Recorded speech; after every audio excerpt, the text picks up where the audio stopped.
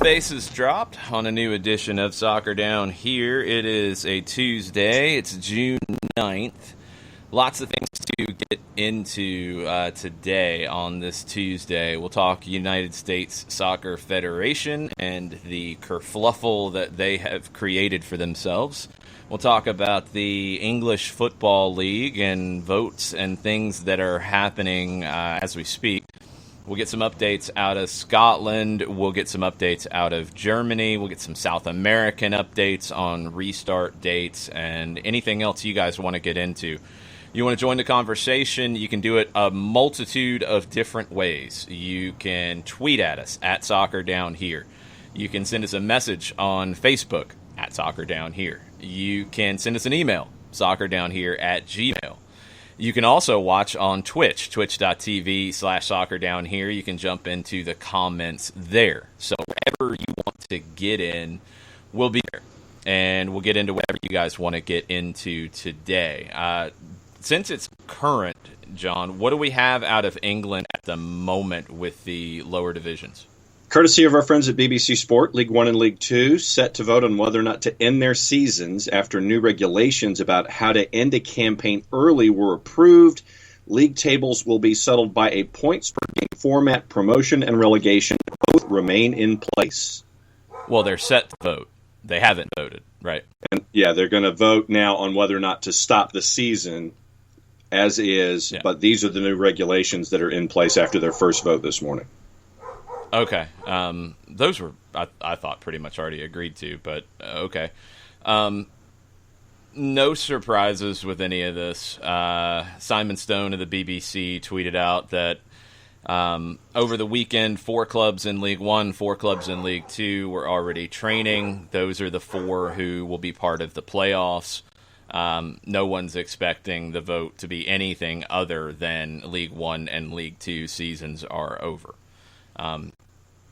That's where we're at. So we'll see when that's official, but no big surprise there. We've got some updates later on Chelsea and Charlton Athletic, but you want to jump into this U.S. Soccer Federation situation that they have created for themselves a little while back, and now it's definitely come to the fore. They got to find a way out of it. Kerfuffle away, sir. Yeah. Jonathan Tannenwald with breaking news last night that U.S. Soccer Federation board member Steve Malik told the Philadelphia Inquirer that he wanted the ban on kneeling during the national anthem repealed. He said that being on the right side of history on this thing makes a lot of sense to me. Malik, just if you don't know that name, he's the owner of the North Carolina Courage, NWSL, owner of North Carolina FC in the USL. He has been pushing to bring Major League Soccer to Raleigh. He's building a stadium in downtown Raleigh, working on all of those different things. He was not on the board when this was implemented in 2016.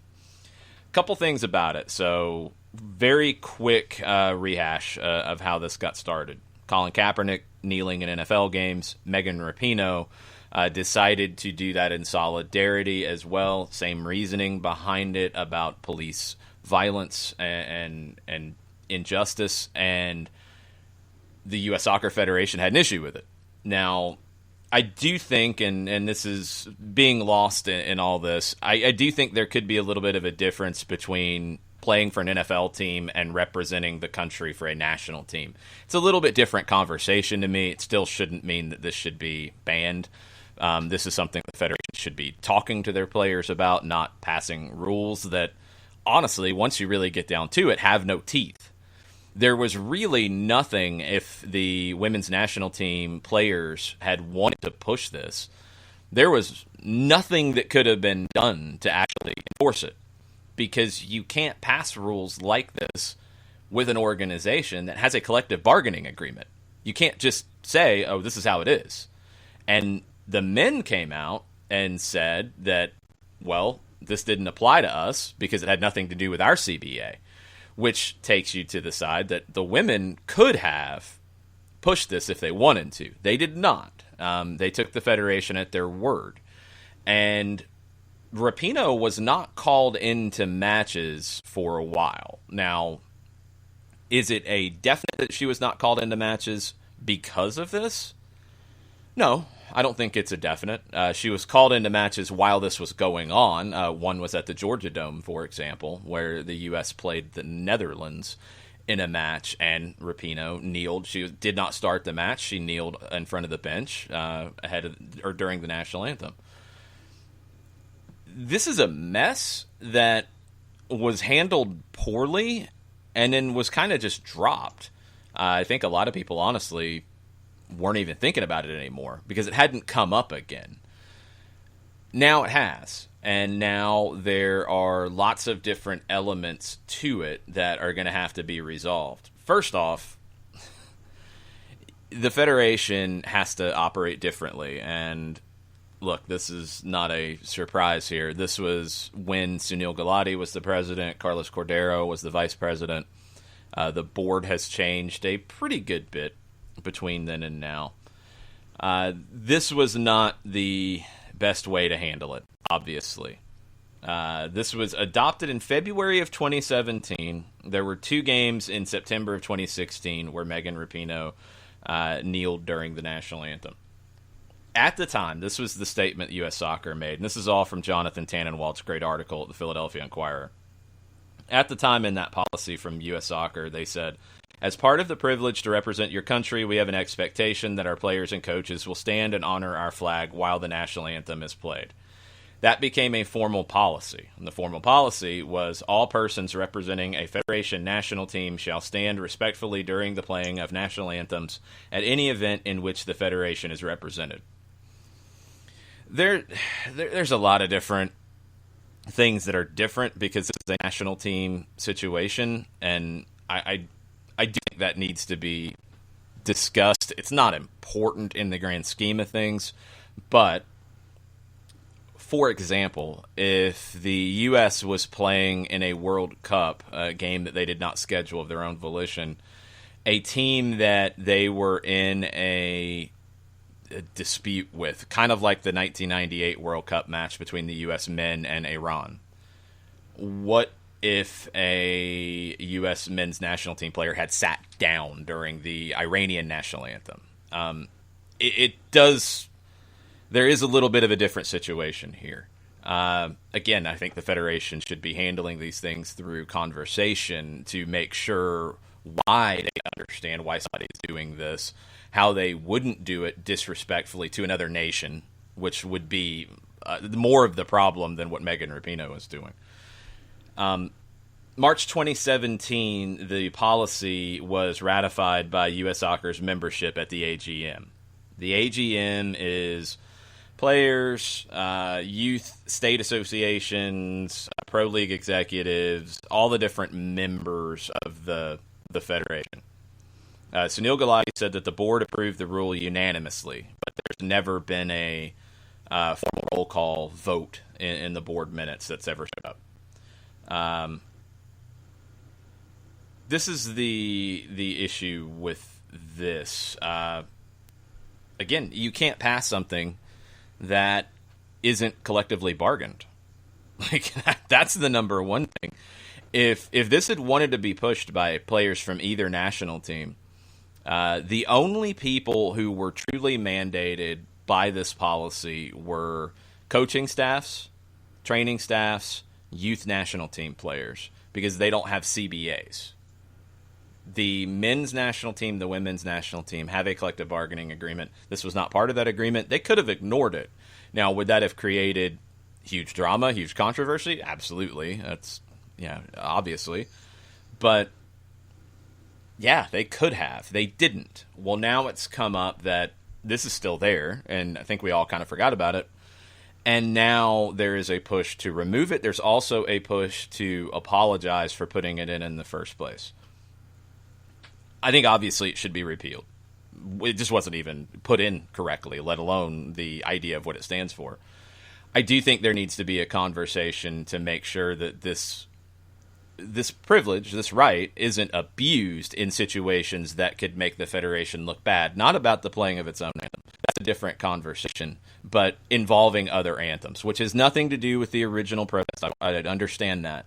But when you're looking at policies that a federation would create for its national teams, those are things that do have to come up, and you want to make sure that that doesn't happen. It never has. You don't want it to start. You do this in conjunction with your players. You do this in conjunction with your players to discuss these things about ways for players to have their voice, which is a very important part of all of this, and also manage the needs of the Federation, which is representing the country in international play in these situations. It's a different conversation than the NFL. It's a different conversation than the San Francisco 49ers, for example, but it's one that has to be had. And now the Federation has to make it right.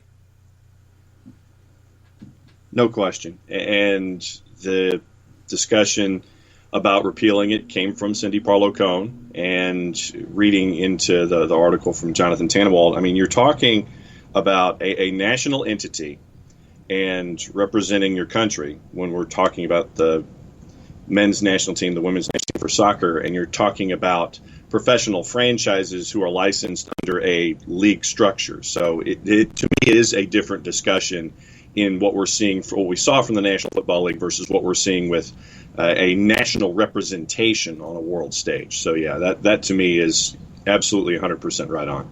Yeah, it's just it changes the conversation a little bit. It doesn't give them the, I think, being on the right side of history to enact this. Yeah. It doesn't give them that, but it does change the conversation a bit to me, and it needs to be understood. And this just should have been sorted out differently more than anything. That's the number one thing. This should have been handled differently. Reportedly, the move to drop the ban is coming at that urging of Cindy Parlow-Cohn, who is the new president. Cindy Parlow-Cohn has been a director at North Carolina's FC youth program, so she knows Steve Malik, who's on the board, very well. She's worked for Steve Malik. The new CEO also comes from that group of people as well. So these are things that now the Federation can get right. There were 12 board members who approved the ban. 7 are no longer there. 5 are. Don Garber, MLS Commissioner, Athlete Council Chair Chris Aarons of the Paralympic National Team, John Mata of the USASA, the U.S. Adult Soccer Association, and U.S. Youth Soccer Association Vice Chair Tim Turney.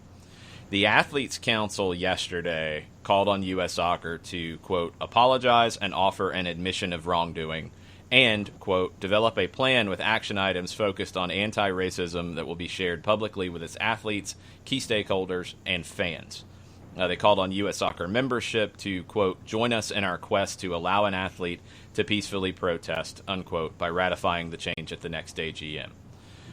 They didn't, and Tannenwald points it out, that the council was, at least to some degree, involved in passing the ban then.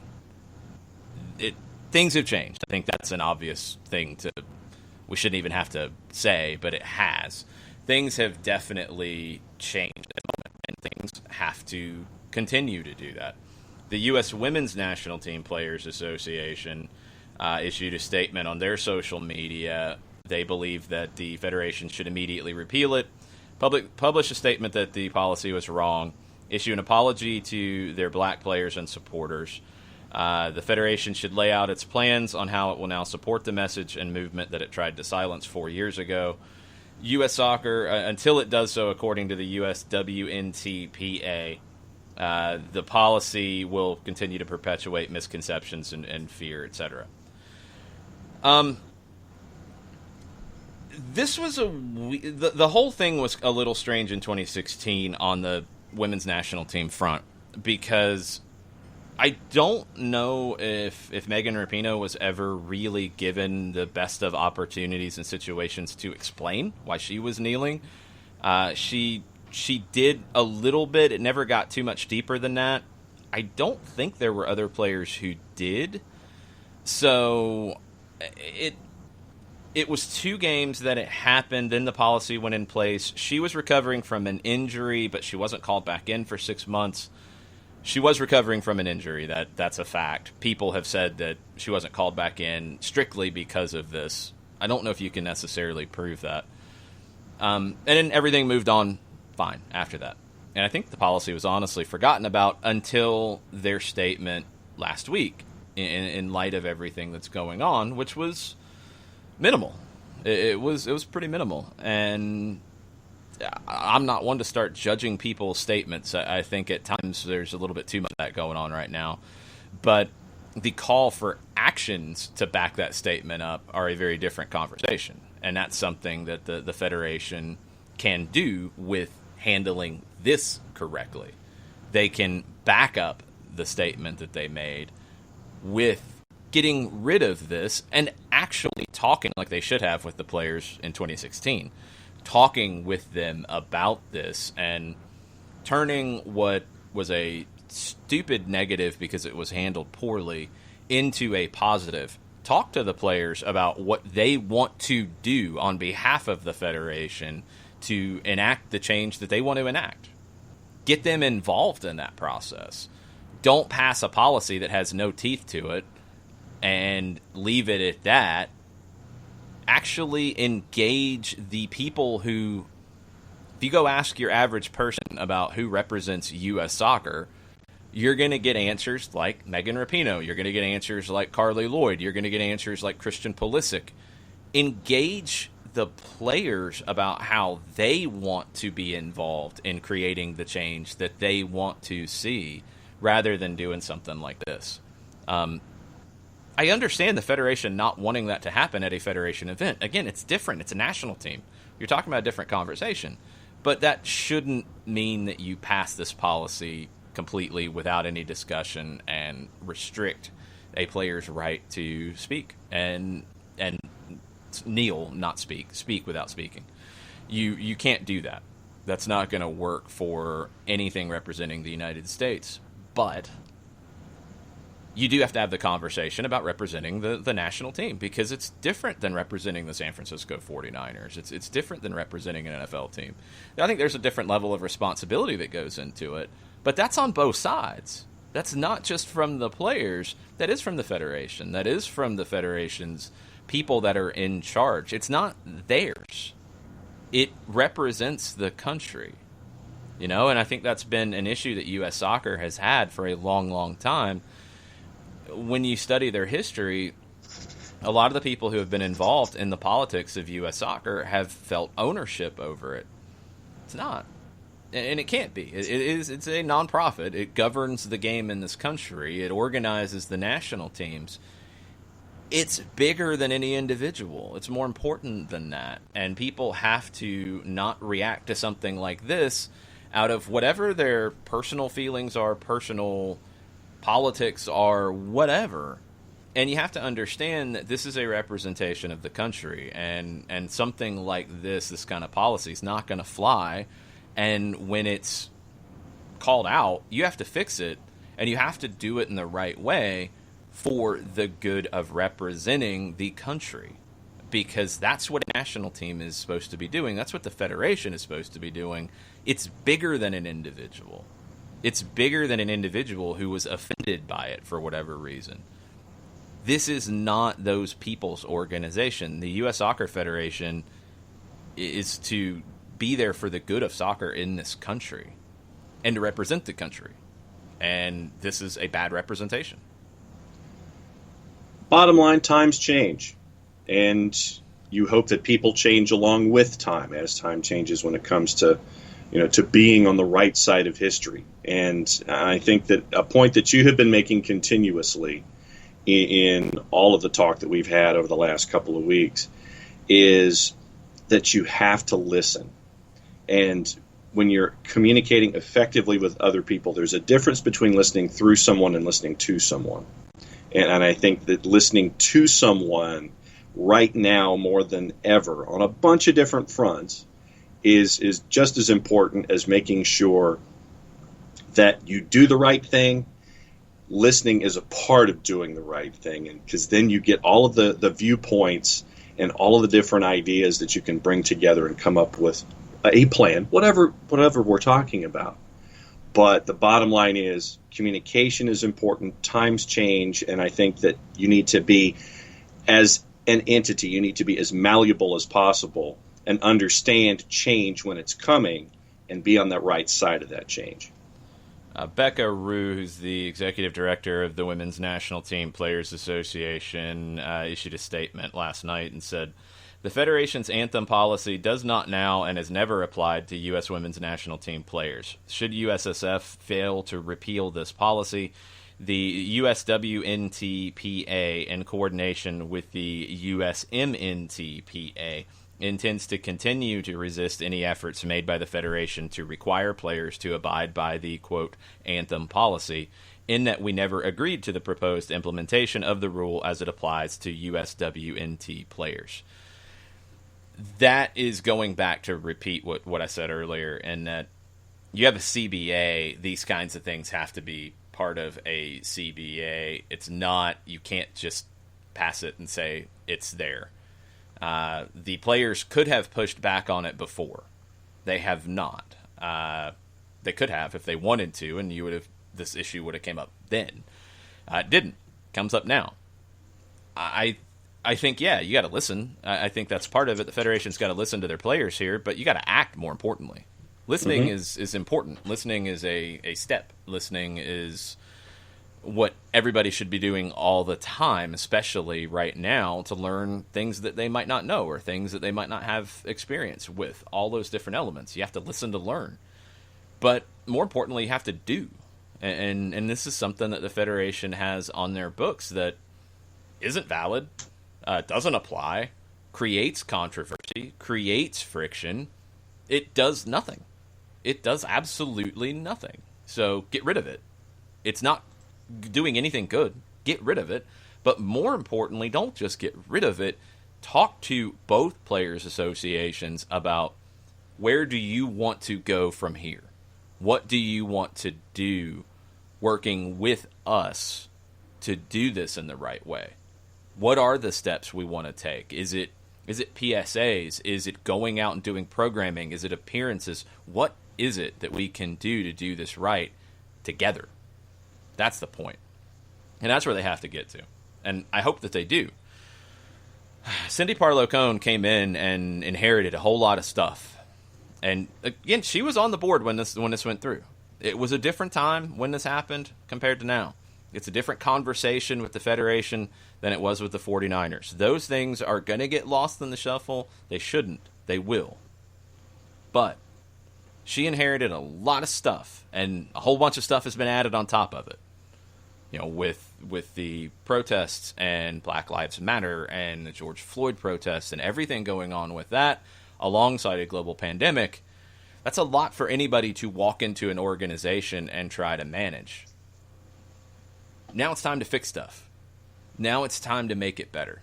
And that's what this is a step to doing. And if she pushed the issue to get this done, and I think there is a conversation today at the Federation level, at the board level, with the possibility of this being voted out by Friday, it would then have to be officially completely voted out at the next AGM, whenever that happens. But that's basically a formality at this point. I don't think you're going to have a pushback on it.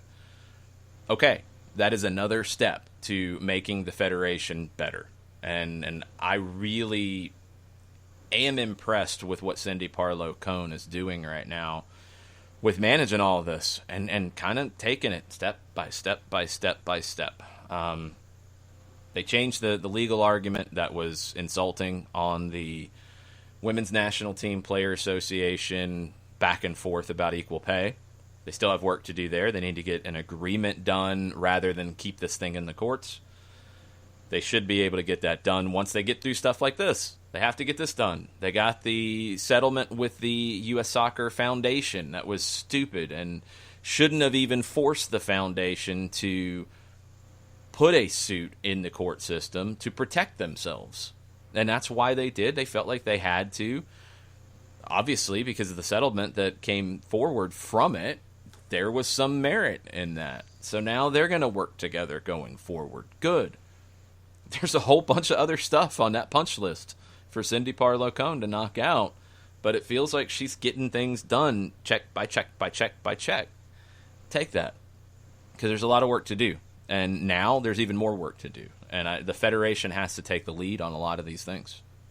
Yep, no doubt. So really admire everything that Cindy Parlow-Cone has been juggling so far and attacking and getting things accomplished. So definite check plus from me for Cindy Parlow-Cone so far. It's tough. I mean, you have a wide range of people involved, of constituencies that you're serving with the Federation. You have, I think it's 55 state associations because of the ones that are split. Maybe not quite that many. You have all the adult organizations. You have all the youth organizations that are not part of U.S. Youth Soccer, like U.S. Club Soccer and others, AYSO. You have the national teams, which are the highest profile part of it.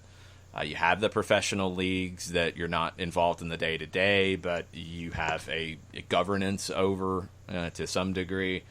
It's difficult. And, when the Federation grew, it grew pretty fast at different points without really much preparation for that.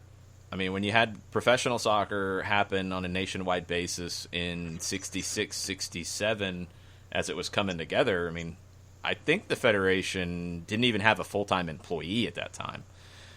They had a general secretary who oversaw things probably from his house. That's where you were. Then you have 3 groups wanting to start a professional league, and then you have to figure out how to manage it. They handled it very poorly. They tried to fix it. Their actions really set the professional game back in this country. It kept going. You had another boom in the mid-'70s and late 70s. The Federation had an adversarial relationship with the NASL at that point. Didn't help. NASL had its own problems, would have went away anyway because it was poorly run, but the Federation, fighting with the NASL on a regular basis didn't help. The World Cup bidding process, all kinds of problems and messes with it. And then finally you got a World Cup bid that was good, and you got the World Cup. But, and this is 1988, the Federation didn't have any idea how to actually organize it. They put the bid together and got the thing, but then it was like, okay, now what do we do? And everything took forever to get going, and there was more infighting and more problems, and they didn't have the money to get this done, because where was the money coming from? You didn't have a big professional league with registration fees. You didn't have those things, so you didn't have money to do a tournament. So you were, again, looking like a small organization. And then even from there, when Alan Rothenberg became the president and modernized it and had a successful World Cup, you've had an organization that over the last 30 years hasn't really turned into what other FAs are. The U.S. Soccer Federation still in a lot of ways is what it was in 1966. It is an organization that serves the youth primarily, serves, affiliated leagues and members primarily, and is not run like a business, not run like a big corporation. The business is like a big corporation. The business is big with the Federation. It can be bigger, but it's not run that way yet, and it's going to take some modernization to get there. What England's FA has done, what Germany's done, what other countries who have strong, functional federations do, compared to what the U.S. Soccer Federation does, it's night and day. And I hope that Cindy Parlow-Cone can be part of adapting to modern times with this. And we'll see. We do have some early stuff on the Twitters this morning. We still have a lot of stuff, I guess, in the queue when it comes to news. What direction would you like to go, sir? What do we got on Twitter? Last night, a holdover from SDH PM, and it was good to have Jessica Charman as a part of our discussions yesterday and catching up with her.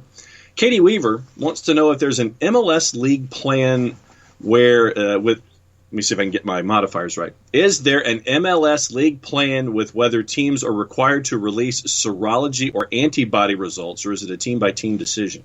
I think it's going to be at the league level, but I have not heard what that policy is. The serology part, I don't think any league has released those numbers from around the world. I don't think anybody is updating us on that. The testing results in other countries, it has been said that's coming from the league. That's not coming team by team. They want to manage it at the league level. Usually you find out where it's happening team by team, but that's on the PCR, the COVID-19 testing. The serology part, I haven't heard any of those anywhere in the world yet, so I don't know if MLS would start doing it. They could, but I don't know if they would. Joe Johnstone is in this morning. He admits he's been out of the loop a bit, but he wants to know. But he wants to know if there's anything that has been said about international competitions regarding where they stand. He wasn't sure if any progress had been made on that front, and he says if we've already talked about it already, feel free to disregard. No, nobody knows that. There's talk that Asia could have some World Cup qualifiers that are on the board in October and November.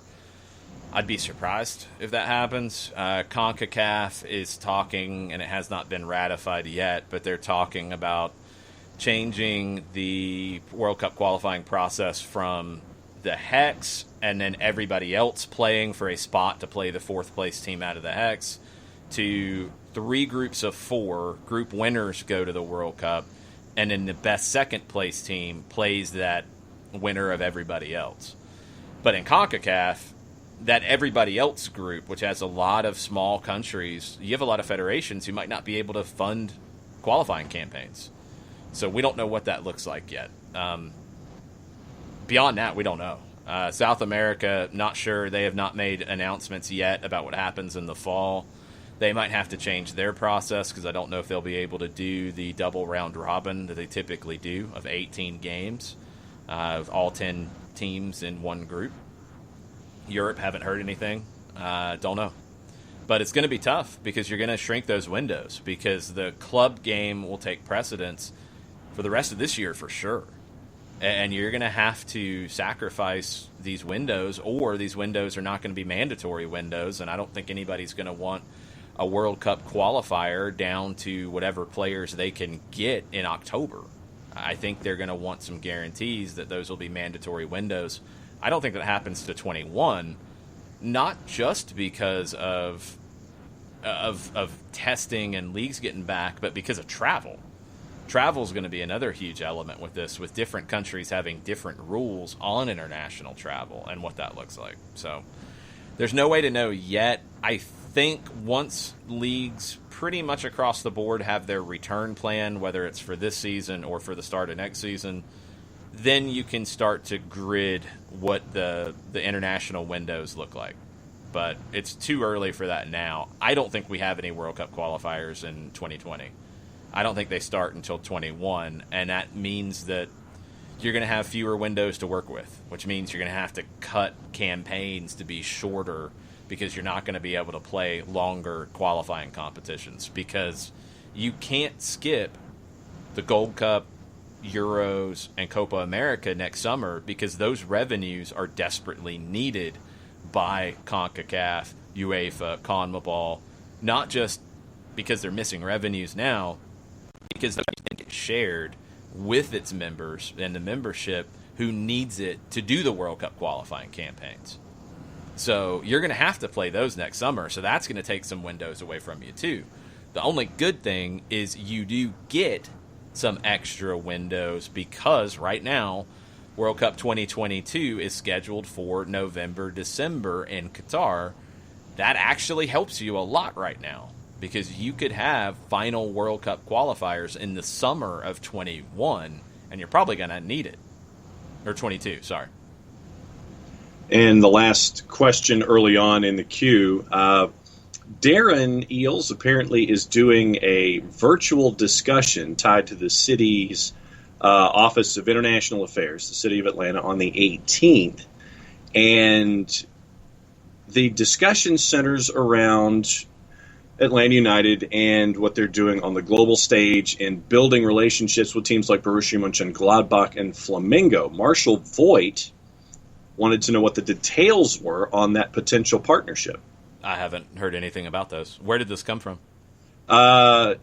It is Atlanta International Affairs, and it says, Speaker Alert, excited to announce Darren as one of the speakers for our virtual discussion on the 18th. Learn more. You can click on a link and register for the event.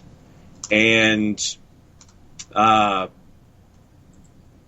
Payson Schwinn, friend of the show, says Atlanta's busy building partnerships with clubs like Borussia Mönchengladbach and Flamengo. And so Marshall saw that and wanted to know what the relationships were. That's what I was asking, because I don't know. So I have not heard about that. So ask Payson. Since he's going to throw that out there, you got to ask Payson, because I do not know that one yet. Okay. Well, you don't know it either, so no, I don't. Why are you acting I'm agreeing with you. I'm agreeing with you. Yeah, okay. Well, you go find out. Go ask Payson. How about that, John? Okay. I will ask Payson right now. Uh-huh. Jeez. I can't know everything, y'all. I gotta miss some stuff occasionally. So that's Payson's the one dropping the little hints, like he's got the inside knowledge. So go hassle him. Yes, he'll have some good comebacks for you, dad jokes and stuff. Yeah, there you go. So that's where we are on Twitter. We were officially caught up early part of the show. All right, we got other news. We talked about it last night on the PM edition with Jessica Charman. Jeff Reuter at The Athletic. USL finalized a $5.5 million relief package going to be spread across the 47 clubs in the championship in League One. Works out spread evenly. Works out to just under $120,000 per club. I don't know why they're spreading it evenly, because you're talking different budgets. Right. We'll see if that's how it goes down. According to Reuter, the major sources of revenue for the league include expansion fees, annual dues, ESPN broadcast deal. The broadcast deal's small for most reports. It's $1 million a year. The annual dues, 6 figures, I believe, is what's been reported. The expansion fees have gone up a lot in recent years, and you've had more expansion in recent years. So there's money in the coffers at the ownership of the league level, which USL is structured very different. It's not like MLS in that it's single entity. It is a single owner, New Rock Soccer Holdings, with different individuals who own New Rock. They own the USL, so when that money comes in, they get some of it. I don't know what the percentages fall. I don't have the understanding of that relationship. You'd have to ask New Rock on it. But if you're putting 5.5 back in, I think it's probably safe to say that is the equivalent of a little bit less than a USL Championship expansion fee. Now, I think those numbers have been reported that they're seeking $10 million a year right now. That doesn't mean they're getting $10 million a year for every expansion team that comes into USL Championship. That's what their starting is. Sometimes you get that, sometimes you don't. MLS has done the same thing, where if you go back and look, New York City, when they came in 2013, when they were announced, they paid $100 million. Atlanta announced 2014, reportedly around the $70 to $75 million number.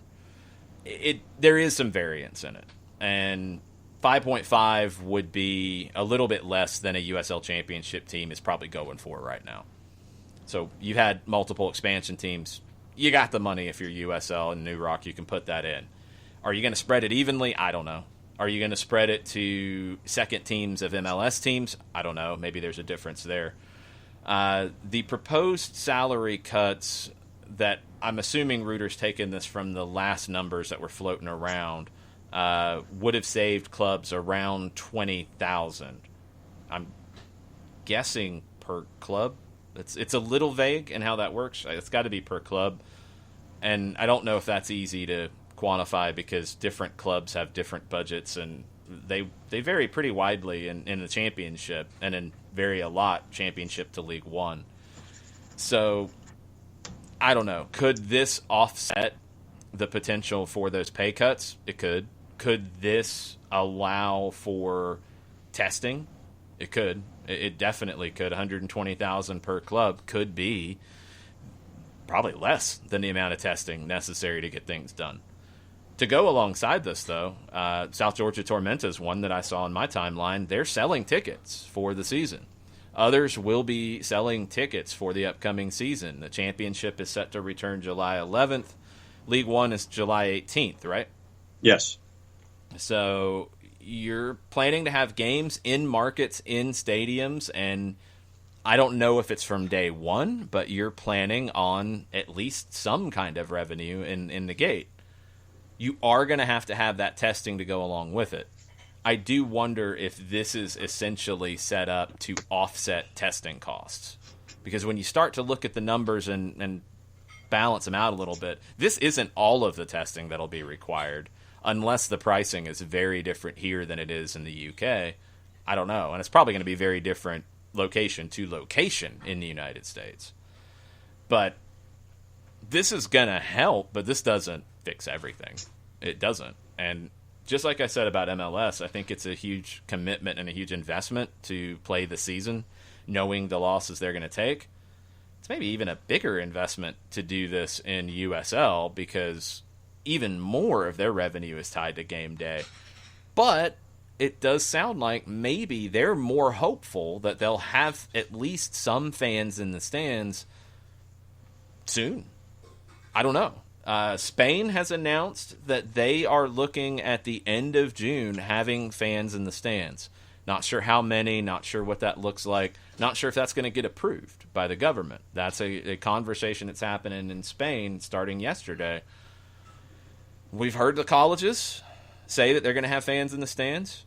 College soccer programs have said it. College football programs have said it. The NFL has said that's their plan going forward. NBA, not planning on that to complete this season. Then next season would start in December. I would assume that they're probably looking at it from starting in December. It is indoor, though, which is a little bit different conversation for most when it comes to the spread of this disease.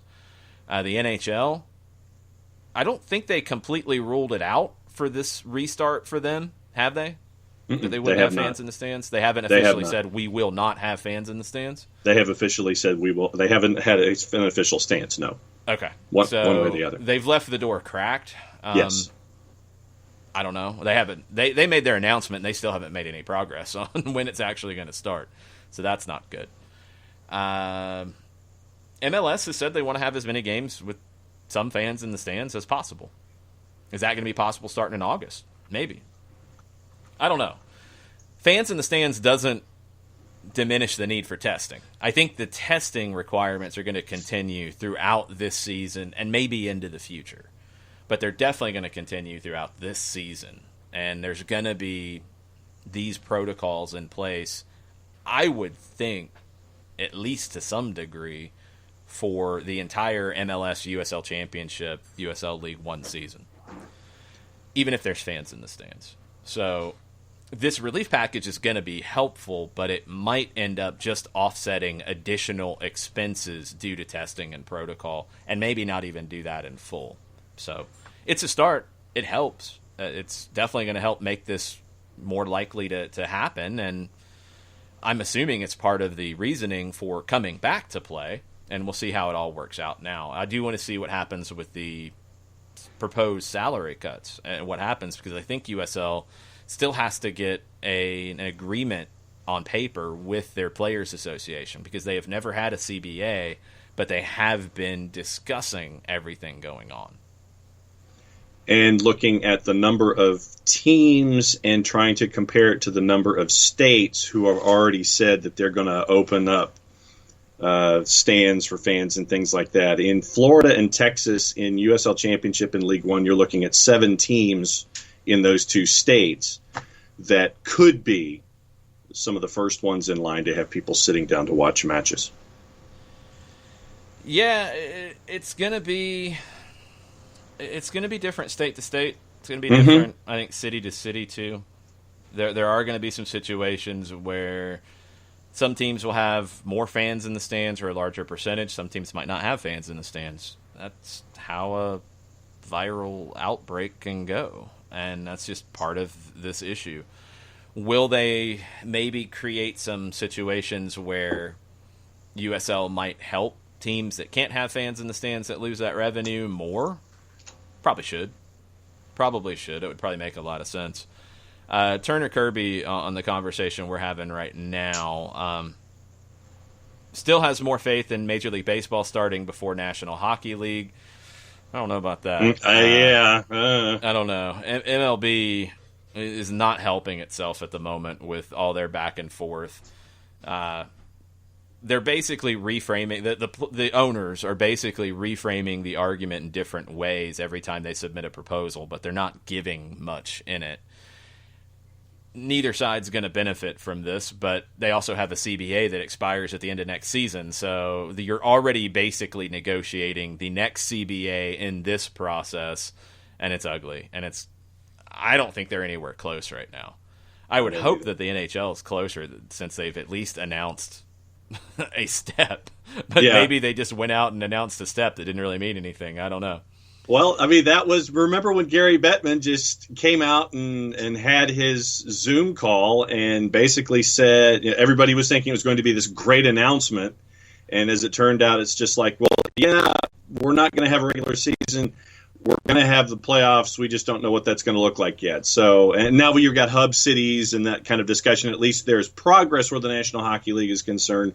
But Major League Baseball, I'm seeing zero progress and having to do math when it comes to what players would be making and possible salaries and things like that. I've got to go with the National Hockey League and the NBA long before Major League Baseball. The reason I would disagree about baseball coming back first is National Hockey League's at least practicing, right? Very small, very limited stuff. It's but not. Yeah, that's they're more out than what there. Major League Baseball's doing. Yeah. They're limited is more than Major League Baseball. No. National Hockey League is doing more than Major League Baseball, not limited more. Okay. Yeah, they are doing more. Okay. Modifiers, they're important. Yes. To say. son of an English major. Yep. No official training. Well, hey, I'm just saying she might smack in the head with those modifiers sometimes. She does. Okay, good to know.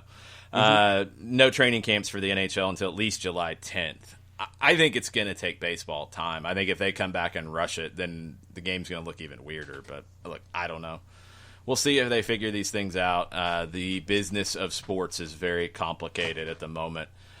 Turner also said that I don't think the fact that the Orlando tournament's not the full season has been communicated well. They've communicated it really well. If people are not getting that, they're not wanting to get it. I have heard some people say, like, oh, well, that's going to be the whole season. Maybe they're mixing up the NWSL. I don't know. I think for the NWSL, it's far more likely that Utah is their season. MLS has been very clear from day one about anything with Orlando that it's not the full season. They're going to go back to their markets and play 18 games is what we've heard, what's been reported, what Jacob Myers had at the Columbus Dispatch. 9 home and 9 away. I think even Jeff Larenowitz's comments about 9 games afterwards. The 9 games, maybe there was a miscommunication on 9 home games, 9 away games. I don't know.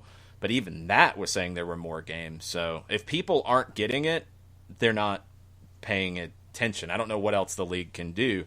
They need to keep reminding it, and once they get this schedule announced, and according to Janusz Michalek over the weekend, he said that MLS was going to give more information on Wednesday. If they do, then they need to reinforce it. But I think they've been pretty consistent in making that clear. I do, and one more thing to clean up the Twitch chat. Turner's been very vocal today. I like it. The issue with the tournaments next summer, the Euros, Copa America, Gold Cup, doubling as World Cup qualifiers. CONCACAF can't do it because CONCACAF has members that are not eligible for the World Cup. Guadeloupe, Martinique, for example, Curacao. Curacao is, Martinique and Guadeloupe are not. They have members who play in the Gold Cup and qualify for the Gold Cup that cannot participate in World Cup qualifying competition because they are principalities as opposed to Well, it's not quite that simple because Puerto Rico can, for example, as a territory of the U.S., but they can participate in World Cup qualifying. It's just the way that their federations and their countries operate with whatever their parent company or parent country is in this. So the Gold Cup has complications that the others don't. Could Copa America, could the Euros do that? Maybe, but I don't know if you can make a coherent World Cup qualifying campaign based off of that. South America would be the one that would have the best opportunity to do it because everybody participates in Copa America, everybody participates in World Cup qualifying, but then the question would be Copa America generally invites guest teams. Would you not do that this time around because of doubling as World Cup qualifiers? I think you'd have to. Because you can't have South American World Cup qualification based off playing Japan or Australia or Qatar or whoever else is a guest at Copa America. You can't have that be part of your World Cup qualifying. So I think it's a good idea, but I don't think it's reasonable because of all those complications with the various tournaments. And we have breaking news overnight out of Germany. Bob Williams, who is a must-follow. The way that he phrases it, soccer is well and truly back when coaches are fired with games to go in a COVID-19 interrupted season. TSG Hoffenheim and Alfred Schroeder have ended their collaboration agreement with the 47-year-old to terminate his contract with immediate effect. So we're now having coaches dismissed. They're in the middle of the table. I mean, if they're not good, they're not good. and are they not supposed to fire him? Well, the one that's sticking in mind with me was Schalke, because they have been just. I think they've only won once in 2020, and they are different situation. Right now, you can't say that because one team fired their coach that somebody else should or shouldn't. Well, no, I had Wagner. I'm looking at Schalke's form long before I saw this with Hoffenheim. I was thinking that I was looking at Wagner long before that. Yeah, no, you're not the only one, but it's part of the business. People get fired. People's performance isn't up to whatever standard the club sets, and people get fired. That's just a fact. It happens. The other news out of Germany I thought was pretty interesting at Mainz. So they posted an article, this was yesterday, on their website, translated from German, says no place for racism, and the subhead was, not every termination of a member concerns us, sometimes we are even relieved.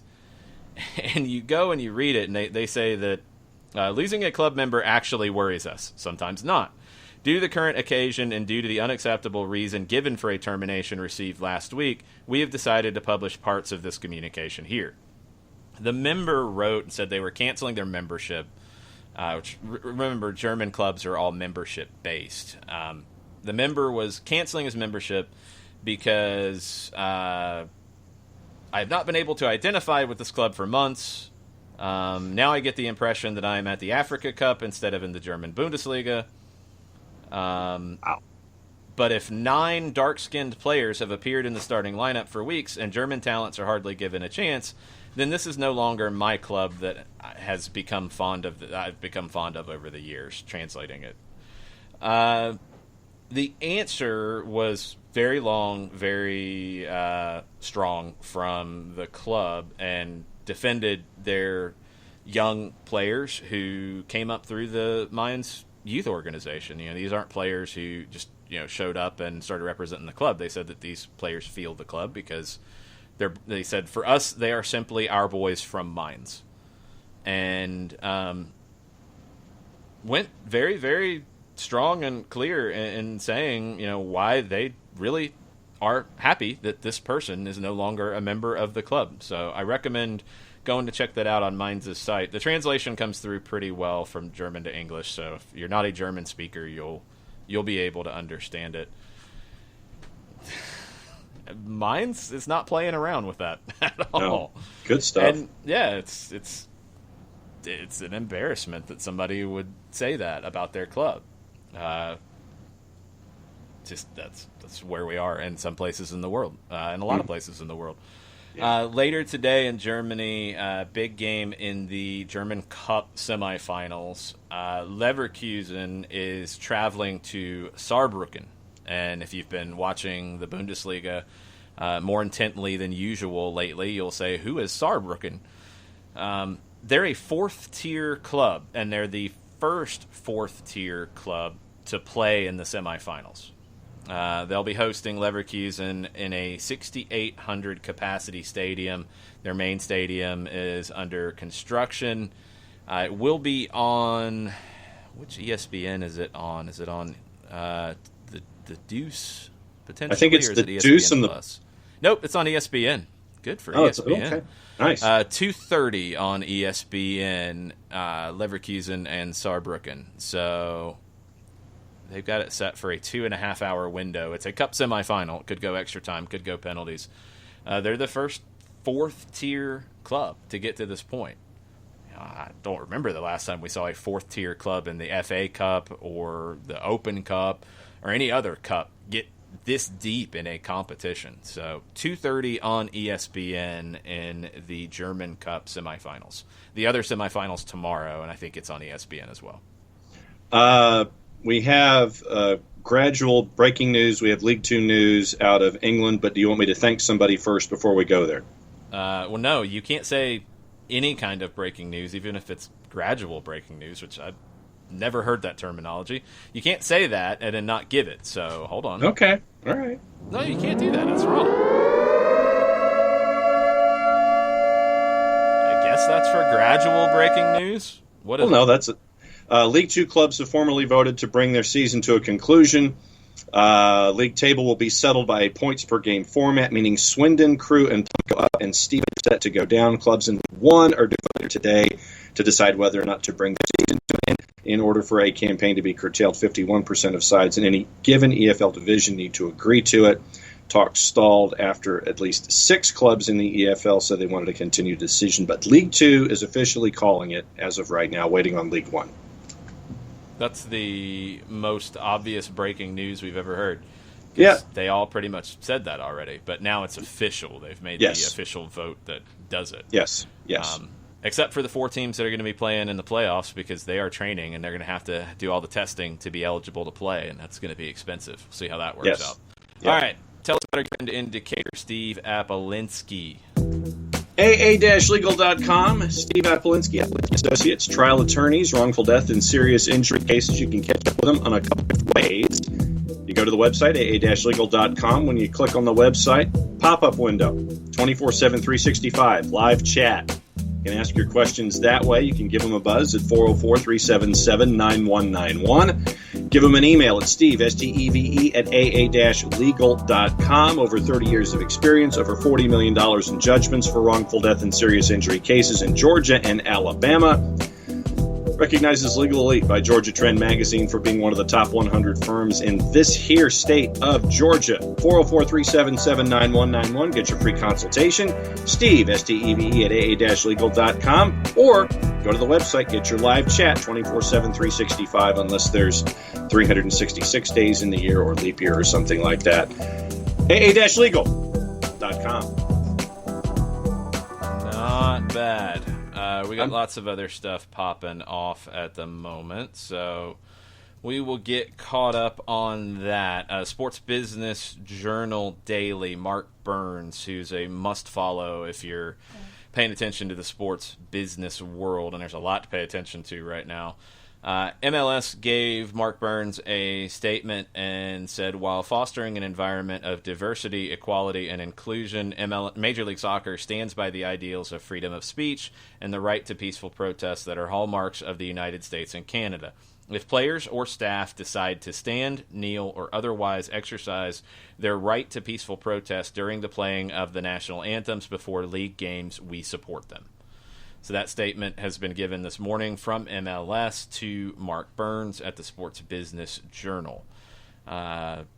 Federation's got to fix this fast because it's just now everybody's going to come out and make them look even worse.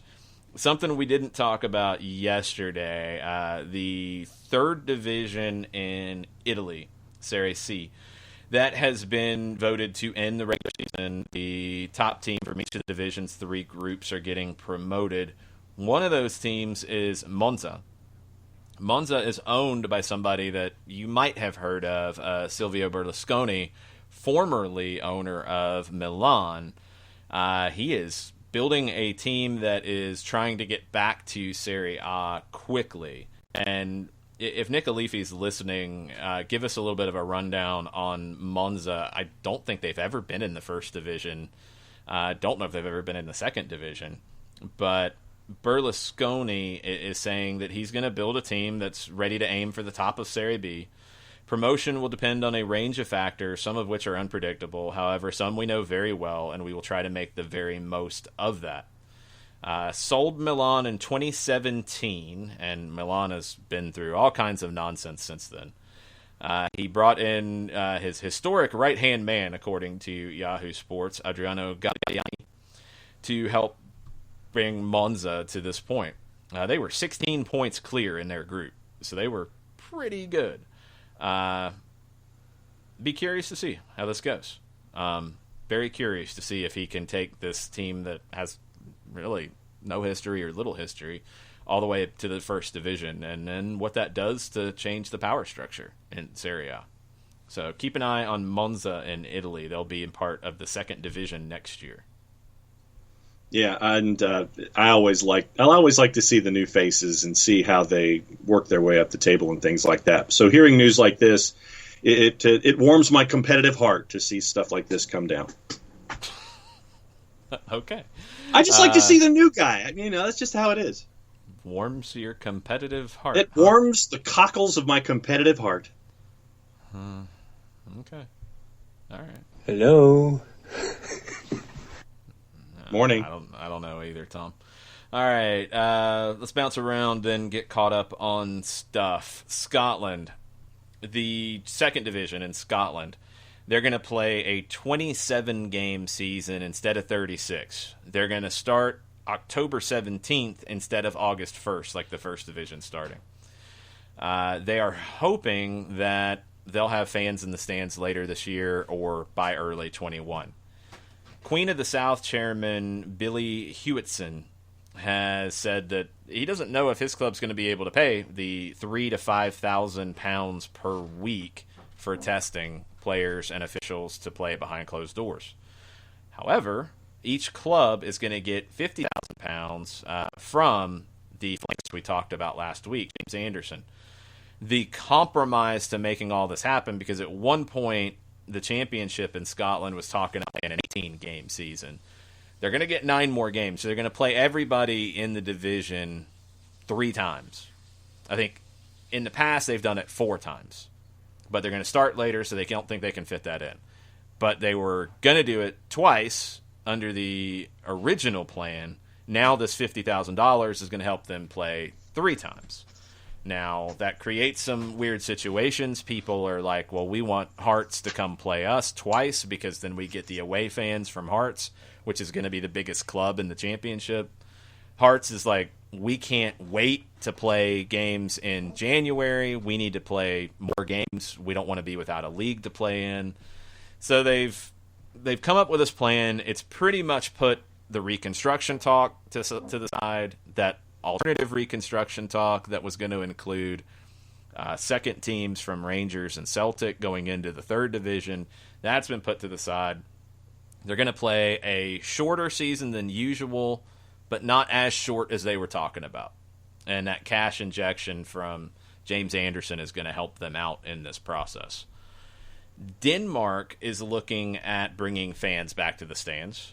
Their Minister of Culture, their Minister of Health and the Elderly, and their Minister of Justice are convening discussions to have Superliga matches, that's their first division, with more than 500 spectators in a health-responsible manner. They are just starting to open back up in Denmark, and professional sports have the dispensation to have up to 500 spectators right now. They're talking about increasing that, but doing it in a responsible manner. So keep an eye on Denmark and their return to play, what that can look like. South America, we got a bunch of updates over the last few days. Looks like Chile, Peru, and Uruguay are all coming back the weekend of July 31st. Most of them are looking at starting training anywhere from June 15th to the beginning of July. It's different country by country. It's all pretty much the same idea. Peru is the one that's the most interesting of this because Peru is potentially the next hotspot with COVID-19, and nobody's talking about it right now. But they're in the top 10 in worldwide cases, and they only have 33 million people. They're the smallest country in the top 10 in overall cases. They've got 196,000 cases. That's 8th on the list. They reported 4,700 new cases, I think, over the weekend or Monday. Italy only had 197 new cases.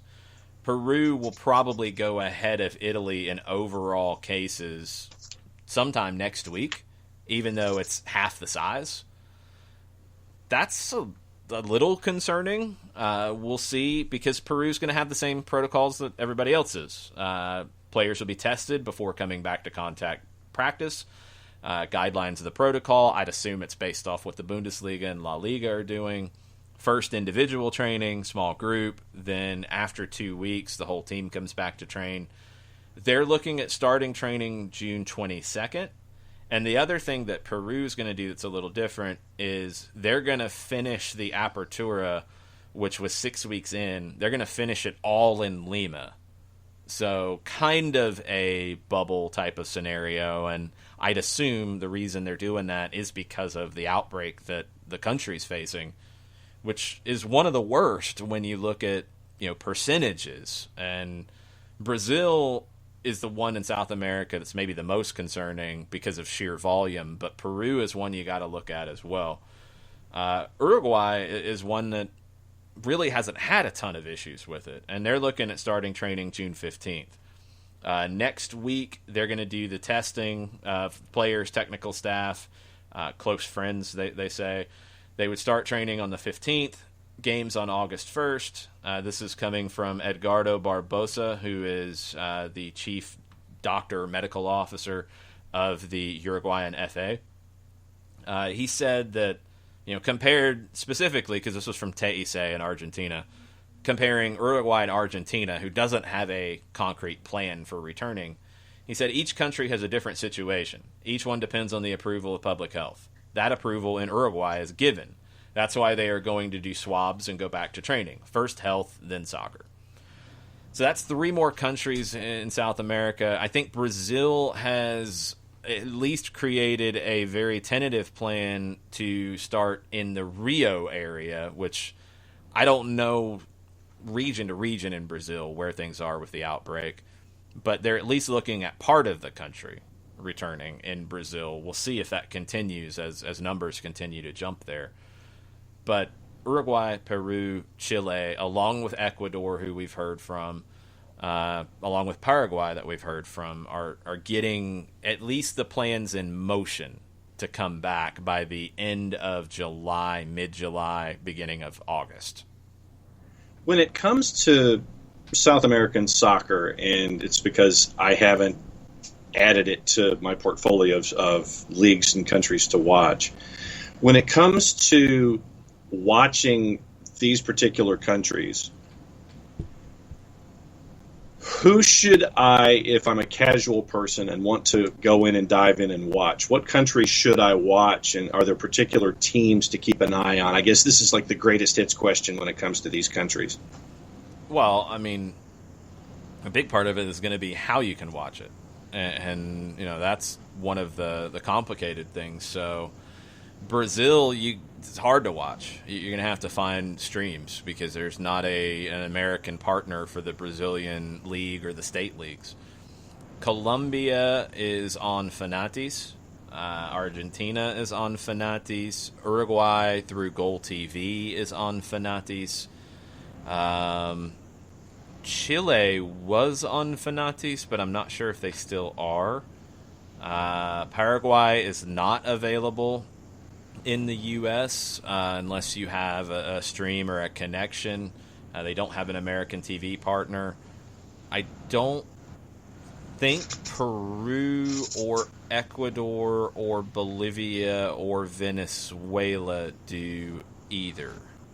I recommend, just because, I mean, if you're new to it and you follow Atlanta United, you follow MLS, I think Argentina is the one you have to watch, because there's more business done between MLS and the Argentine league than anybody else. It's where you're going to see players come from Argentina to MLS more, and you're going to hear more about clubs they came from. So, clubs to watch. I mean, a lot of the big clubs. I mean, Boca and River in Argentina, obviously, but then right below that, Racing, Independiente, San Lorenzo. I wouldn't tell you to watch certain clubs over the others. Watch some of it and find a club that out of them you like. Whether it's you're a big Franco Escobar fan or Tata Martino fan, and you want to support Newell's Old Boys and watch them. If you got into San Lorenzo because of Tito Villalba, if you're a Miguel Almiron fan and you want to follow Lanús or Ezequiel Barco and Independiente, you're going to have connections through MLS connections to Argentine clubs in a pretty strong way. Watch that. The Copa Libertadores, the Copa Sudamericana is on BN Sport. That you can get through Fanatis as well, through a variety of other ways. That's the Champions League and Europa League for South America. Highly recommend that as well. They're looking at resuming group play in the fall. I think they're looking as soon as August as getting back to group play. We'll see how the travel works. That's my biggest question about any kind of international play, is how are you going to handle the travel situation right now. But yeah, watch Libertadores, watch Sudamericana for the best of the best around the continent. But for a league to watch, I recommend Argentina. I am biased. It's the one I watch the most. It's the one that I've followed the most. But if you're an MLS person, it's the one with the most connections. So, I mean, that's the one I think you should be paying the most attention to. So you're saying that my subscription to Fanatis comes in handy in situations like this? Well, it should. I mean, I watch MLS more than anything else. I try to watch any MLS game that I am free to watch. USL, I watch teams, locally as much as I can. There's teams I will, if it's on and there's not a conflict, I'll watch New Mexico, I'll watch Vegas. I'll see what's going on with those teams. I'll watch San Diego to see what's going on with them. I'll watch NWSL. I'll watch the U.S. stuff the most. But I probably watch Argentina more than anybody else on a regular basis. Some of it's the game times work out a lot of times because they stagger everything. So, if we have an Atlanta United match later in the day on a Saturday or Sunday, there'll be a game from Argentina that'll start at noon or 1 o'clock or 2 o'clock that I'll watch before I go. I just got into it and started watching it because I like the level. I like knowing who potentially could be coming to MLS. I watch that more than a random English game or a random German game or a random Spanish game. There's obviously big games in those leagues that'll take precedent, for sure. But I probably watch Argentina more than any other league, just on I'm not doing anything, I'm going to throw a game on, I'm going to pull up Fanatis and watch Argentina. And you mentioned, since we're in South America, Brazil withdrew their bid to host the 2023 Women's World Cup because of COVID-19. That's a hard transition, but yes. Yes. They probably pulled it for a lot of things, but they're blaming it on COVID-19. They are going to be supporting the Colombian bid now, so it's down to Japan, Colombia, and a joint bid between Australia and New Zealand. The Confederation, the Brazilian FA, said that the administration of Brazil, the national government, told FIFA that they couldn't offer financial guarantees due to the scenario of fiscal and economic austerity caused by the impacts of COVID-19. Brazil's done this multiple times when they've been bidding for tournaments where the government says they can't fund it because generally they can't fund it. 2014 and 2016 they did, and the government took a ton of criticism for doing it because they probably shouldn't have funded it, but they did. that was before COVID-19. The Brazilian economy, according to Goldman Sachs, is expected to contract this year by at least 7.4%. It wasn't great to begin with, but it was one of the stronger ones in South America. It's going to be a lot worse now. And no, they can't host a World Cup in 2023. For the U.S., and it's nothing against our Colombian friends, for the U.S., if they want to get the 27 World Cup, which I think they should be zeroing in on as a follow-up to 26 being here. If they want to get 27 on the Women's World Cup side, it'd be better if it goes to Japan or Australia, New Zealand. I don't know. I don't think FIFA has a strict policy on moving hemispheres tournament to tournament on the women's side. I think they're looking for the best bids that come up. They probably would be very happy if the U.S. bid to host it in 27, even if it was in Colombia. I think it'd probably be easier for them politically if it went from Asia to the U.S. in 27. That's assuming the U.S. wants to bid for 27. I don't know. FIFA could want it to go back to Europe for 27, which is a definite possibility as well. But probably the Australia-New Zealand one is the one. They felt like this really helped their bid with Brazil dropping out. They've never hosted any World Cup before in Australia. They were bidding for 22. They would make a lot of sense here because I think it would grow the women's game there where they've done really well, but Australia needs some help right now in terms of the financials of soccer. This would help in a big way if FIFA picked Australia and New Zealand. Japan would do well with it. Japan did well with 2002. Colombia, you would have questions economically. I think they could potentially handle it. It'd be a big boost to the women's game in South America. It'd be a massive boost to the women's game in South America. But I think you're probably going to get the best World Cup in Australia and New Zealand from a business standpoint, and combine that with the impact it can have for the game as a whole in Australia and New Zealand.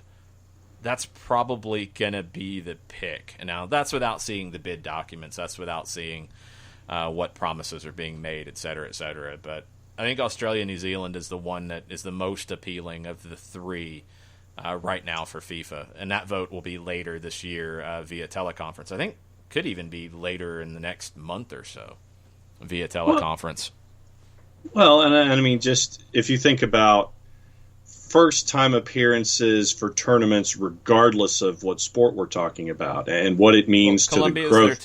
Colombia's there too. Colombia was awarded the '86 World Cup in 1974, and things changed in Colombia over that time. They went through quite a few different teams, and they were not in a position by the time 1980. Well, honestly, 78. People were already talking about it being moved. Early 80s, there was a lot more chatter about it. Colombia gave it back by the time you got to 82, 83. I think late 82 is where they officially said, we're not doing it. We can't do it. So they've at least been awarded a World Cup. Very different time. But they've never hosted one either. So those two are similar in that Japan has on the men's side.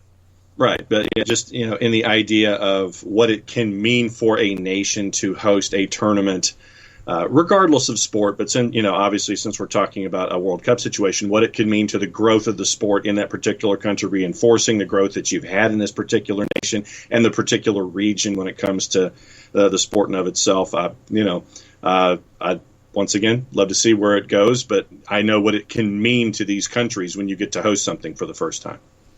Yeah, I mean, it'd be huge either way. So, very curious to see where this could go. I just think it's probably safer to do it in Australia in terms of the economics of it. I think the Australian economy, even if the soccer economy is not great, the Australian economy is probably stronger than Colombia at this point, which would help them to be more successful. And yeah, that's part of the conversation with it. You have to consider those things when you're picking a host country for a tournament as big as the Women's World Cup, because the Women's World Cup, there's going to be a lot of expectations coming off of 2019 for 2023. It's going to have to be big. It's going to have to be well done. It's going to have to be bigger. If it's a step back, it looks bad. And I think Australia, New Zealand is probably the safer choice. Japan would be a safer choice as well, we think, but I think the safer choice combined with the impact. When I say safe, I'm talking economics. I want to make that clear. Australia and New Zealand would have more of an overall impact, I think, than going back to Japan, who co-hosted 2002. Yeah. No, right there with you. So looking forward to see what the ideas are when it comes to that particular World Cup and where it goes. Yeah, if Colombia can come up with a plan that turns everybody's heads, I would love to see it because the impact could be even bigger there. Yeah. But I think economically there's more questions to host a Women's World Cup than there would be anywhere else. So Agreed. We will see where that goes. What else do we have on the board? Got some stuff in England. All right. Where do you want to talk about in England? Back there, we're still waiting to find out what the word is on League One's vote, which is supposed to come down this hour officially for the playoffs. Cheltenham, Exeter City, Colchester United, Northampton Town, though, are going to be the ones who are contesting the League Two playoffs. Do you remember the American who was interested in buying Newcastle recently? Vaguely. Henry Morris, the guy that created the antennas that go into the back of the televisions where you can get all of the free digital channels and can watch, channels like Decades and Cozy and get all the free sports that you want, and you can get 2 antennas for $19.95 if you act now. Clear TV. Can get all the free sports that you want, except Yes. not. Yes. He is once again apparently the backup plan for Newcastle if things don't go with the Saudi public investment fund. So he's apparently back in the game as he's filed paperwork. So if things fall with the Saudi PIF, Henry Morris claims to be back in the game. Okay, good for him. Yes. We'll see if that actually comes to fruition. A couple more updates from Twitch. Bernd Dursberger, who is our Bundesliga whisperer, helping us out with understanding everything going on there. Bundesliga is saying that they're expecting to have fans in the stands for the start of next season. September 11 is right now what's on the board for that. They have requested teams not to talk about it because they're not trying to get any backlash about it. Again, very smart. Very smart. Turner Kirby said the backlash is going to come regardless of when they allow fans. It's always been too soon for people, regardless of the step in the process.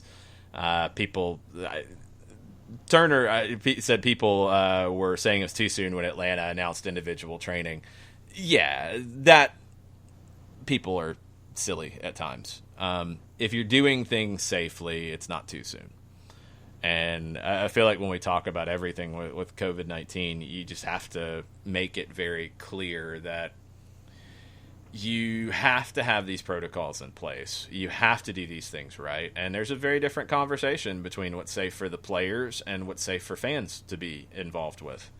Those are very different because the players are going to have a level of testing provided to them that your average person is not going to have, because the organizations are going to have games that have contact and have players, sweating on one another and breathing on one another and all the different elements that, you worry about when you're talking about a virus being transmitted.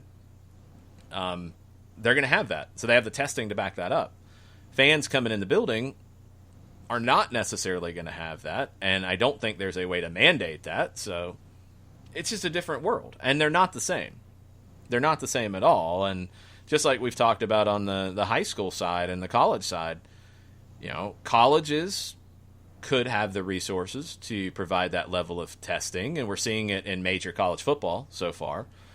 Will smaller colleges be able to have that level of testing? We don't know. Will smaller programs at colleges have that level of testing? We don't know. Will high schools have that level of testing? Probably not. No. Not across the board, that's for sure. So what is that going to look like? We don't know. And these are all different conversations. Backlash is backlash, and there's backlash that's meaningless, and there's backlash that you need to listen to at times. Germany's being smart to try to avoid preemptive backlash by not having clubs come out and talk about plans for September, et cetera, et cetera. Will people say something when that plan comes out, whenever it is? Yeah, sure. They probably would have said something at any point it was said. Doesn't mean they're right. So we'll see. None of this is easy. Nobody knows. I mean, as we saw with the World Health Organization statement yesterday, that it's confusing people more than it's helping at the moment.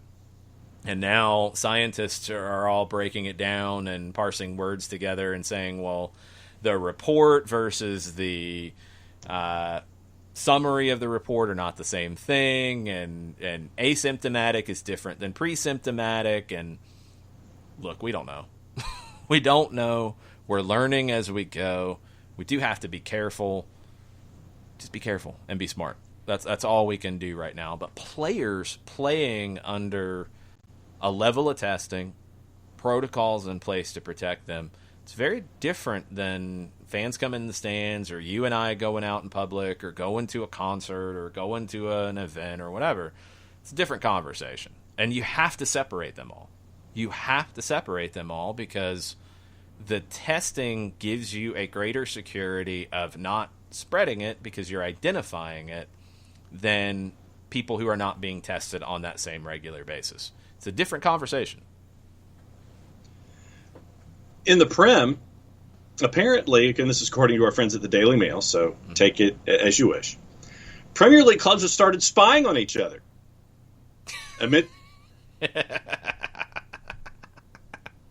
Hello! Morning! Amid suspicions, some are stretching the rules around training ground protocols to gain a competitive edge. And this is from our buddy Mike Keegan at the Daily Mail. Wait a minute. I gotta go back on this. So, sure. Was it last year that Frank Lampard lost his mind talking about dude in the bushes spying, and Marcelo Bielsa's dude in the bushes and all this? Now, screw it, we're spying on everybody, and it's accepted. Man, things change. Here's the text of the article. Okay.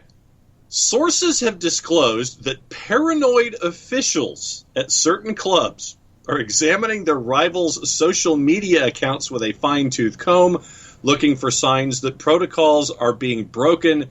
The Premier League have already dispatched snoop squads to ensure that the restrictions are being adhered to. Well, everybody's now. So, I mean, we're getting very particular about restrictions. It's not the situation with the club we talked about in Argentina yesterday in the second division, who is not allowed to train at all and is training. It's not the situation we talked about with, I think, Flamengo in Brazil, where they were not allowed to train, but they were. Everybody's allowed to train. So now you've got snoops checking out to see if they're following the protocols, I'm assuming, of players arriving, temperature checks, wearing masks when they arrive, wearing gloves, those kinds of things. That's getting a little ridiculous.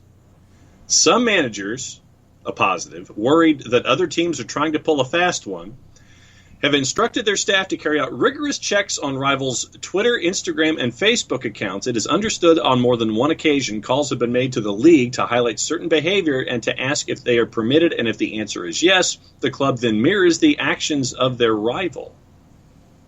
Okay, well, so they're not saying that they're coming up into the bushes and using binoculars. They're saying they're doing it via social media.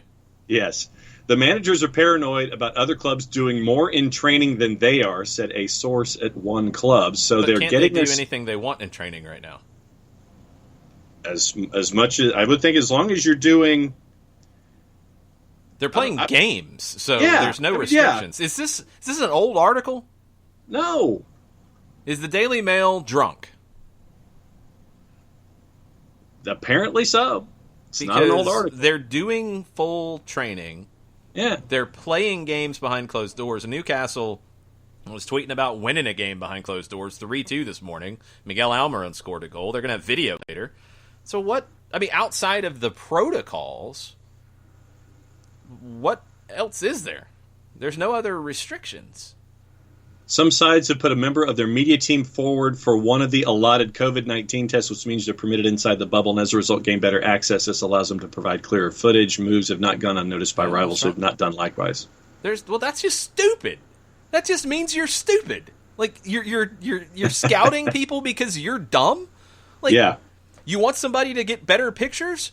Have them be tested so they're clear to be on the field. Uh-huh. Duh. Yes. You want good content? You make sure somebody's safe to be there to do the content. It's not rocket science. Nope. You got 60 tests. You've got testing to do it. Yeah. Do it. Like, that's... The Premier League's really dumb sometimes. Well, and here's another element where the Premier League is trying to come up with ways to prevent fans from peeking into grounds once games return. Okay. And it includes the idea that the hotel that is attached to Norwich City's Carrow Road Stadium not sell any of the rooms in that hotel that face Carrow Road when there's a match going on. That's dumb. Why?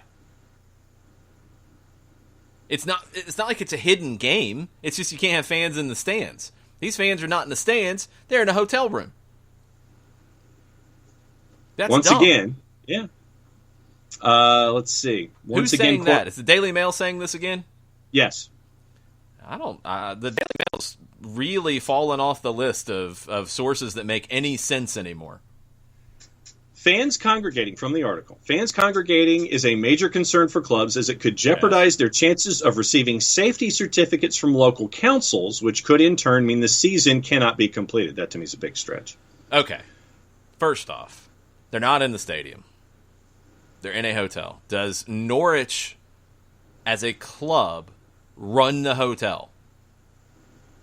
It is a hotel next to Carrow Road. I do not believe that they run said hotel. Okay, so you can't blame Norwich if the hotel does it. The hotel would have to be the one that would be at risk of losing its safety certificate if they allow 50 people in a hotel room to watch a game out the window. Mm-hmm. That's on the hotel. That's not on Norwich.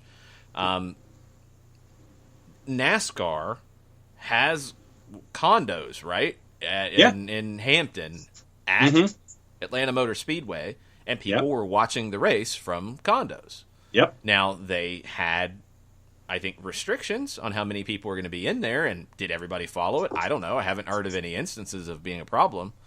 That's on the property at Atlanta Motor Speedway. That's a different conversation. Yeah, that's something that you own, and there are guidelines in place of how many people you can have there on a race day. Yeah, so I don't know if Norwich runs this hotel. If they do, then they would have to be careful about how many people are piling into a room. You would have to make that limited, but that's overboard. That's absolutely overboard, and you're worrying about things that are not as big of an issue here. You need to worry about people congregating outside. You need to worry about that far more than people in a hotel room watching Norwich play. Security will also be strict around all Premier League grounds. Clubs have plans in place to ensure any fans who attempt to gather outside are moved on. Mm-hmm. Those are the words. That's the important part.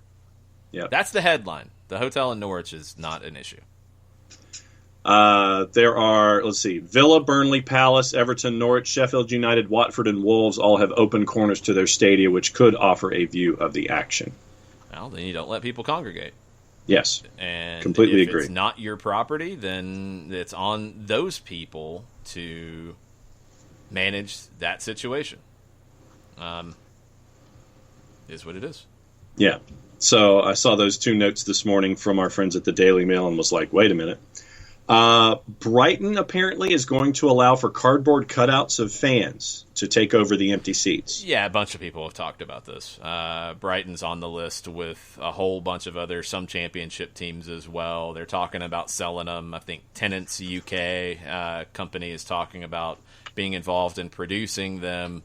They do need to have some checks on what pictures are sent in for these, because I think some competition that did this, it wasn't in Germany, it was somewhere else, pictures of like politicians ended up in there. I think Boris Johnson ended up at one of them, and they're like, we don't want that. So you're gonna have to be careful about that element of it. But outside of that, yeah, a bunch of teams are looking at this to bring in more revenue. Brighton did not create this possibility. No. What do you think about the stuffed animals behind home plate in the KBO? It's okay. I mean, it was different. Yeah, they're having fun with some of these things. I mean, they're creating songs for their cheerleaders to do for the American broadcasters on ESPN, which is funny. I mean, they're doing little things to have fun with it, which is good, and they should do. I don't know if it fits much in the Premier League or the Championship or some of the other leagues that are looking at it. I think the KBO has always embraced that, kind of fun aspect, so it fits their brand. I don't know if it would fit the Premier League brand. Right. There could be some clubs that it would fit, though. And a team in trouble, Charlton Athletic, looks like they actually have new owners. Yeah, what's the deal with Charlton? They've been strange across the board. So yes. The majority shareholder has agreed to sell to a consortium led by Paul Elliott. Announced the deal on Instagram yesterday. He took over the club in January, so he's selling it pretty quick. Tanun Niemer, who is Syrian, he was the leading member of an investment group that took over the team. Then there were problems with the investment group and friction back and forth, and he fell out with them and removed people from the board and then didn't want to put any more money into the club because of all of this. Yes. And then the investment group had a change of ownership. The club was happy about it, but now they're selling anyway and moving on. Yes. Okay. That is all goofy. Yeah, well, Charlton, I mean, the infighting had to do with Niemer, and I want to say it was the team president at the time. I think this was the guy that had the 2 Range Rovers that got confiscated that we talked about a couple weeks ago. Yeah. So, yeah, they've been at each other's throats for a while, and before this group owned Charlton, there was another group that owned them that... Simon Stone of the BBC has chimed in. League One clubs vote to end the season. So that was the next one. League One, there were some questions because some teams wanted to finish. They will not. They are done, and there will be playoffs. The 4 teams that are scheduled to be part of the playoffs are training and preparing for that. Back to Charlton. They are not preparing for that, right? Correct? No, they are not. For anything. No, they're not. Okay, so, the de Châtelet family. Roland de Châtelet had owned them for 6 years before this group that started in January with Niemer. And Charlton fans hated de Châtelet so much they were having sit-ins, they were having protests. It was dogs and cats living together, mass hysteria. Hit me. Man, this is getting crazy. Hold on. There's a kicker to this one that needs to be hit. Friends. Ligue 1, okay, this is going to take a little bit of work. The summary judge of the Council of State. Remember, this was in the courts about the 2 clubs that are getting relegated and Lyon, who are missing out on European football. We're questioning the end of the season. The summary judge of the Council of State, this is translated from French, validates the end of the season and classification, but suspends the relegations. Okay, good. So they did not go one decision or the other. They split the difference. And this is going to be interesting. Okay, there is some translation involved. I am not a native French speaker. I'm sure you couldn't tell that from some of my pronunciations, but we will give it a go here. So, that's the headline. Validates the end of the season and the classification, suspends the relegations. Jean-Michel Aulas, not going to be happy. The clubs that were going to get relegated probably are happy. So, regarding the end of the season, the judge notes that the Prime Minister and the Minister of Health announced at the end of April that the season could not resume due to the health context. On that date, UEFA informed the national federations of its wish that competitions end on August 3rd at the latest. Taking these statements into account, and in order to preserve the health of all those involved in football matches and allow the clubs to have the visibility necessary to manage the off-season and organize the next season, 2020 and 2021, the league's board of directors considered that it was advisable to take the decision to stop so that the Ligue 1 and Second Division championships stopped there. The president considers that there is no serious doubt on the legality of this decision, which weighed the advantages and disadvantages of an immediate stop of the championship. Okay. There was great uncertainty about a possible restart of the competitions in good time. This is the summary judgment from the courts in France about this. Regarding the classification established, taking into account the matches already played. The judge of summary proceedings of the Council of State recalls that the board of directors of the league had to draw the consequences of the interruption of the championships. The judge validated the model that the league used, in particular the classification for the championship of Ligue 1, taking into account in particular that all the matches of the 28th match day could not be played. Here it gets interesting. The judge in summary proceedings suspends relegation to League 2 of Amiens and Toulouse. So the president considers that the league's administrative board could not legally rely in deciding to relegate the last two of the Ligue 1 table. And the fact that the current agreement concluded with the French Football Federation provides for a limit of 20 clubs, while this agreement ends on June 30th. And a new agreement will have to be signed. Technicalities. So the agreement that says 20 teams first division, that's it, that ends at the end of this month. There is not a new agreement yet. Okay. So the judge is saying, ordering the Professional Football League, in conjunction with the competent bodies of the French Football Federation, to re-examine the question of the format of Ligue 1 for the 2020-2021 season, in light of all of the elements relating to the conditions in which this season is likely to take place, and to draw the consequences as to the principle of relegation before June 30th. So the judge is saying, go back and look at this. You're not bound by that. You're not bound to have 20 teams according to some agreement because it expires. So now go look at it. Not saying that you're definitely not relegating them, but suspending it for now, and it needs more consideration. Because of the end of the time frame that it is considered, right? It's like the judge is specifically saying that the reasoning for relegating teams right now is because of an agreement that the first division can't have more than 20 teams. The judge is saying that agreement ends June 30th. Right.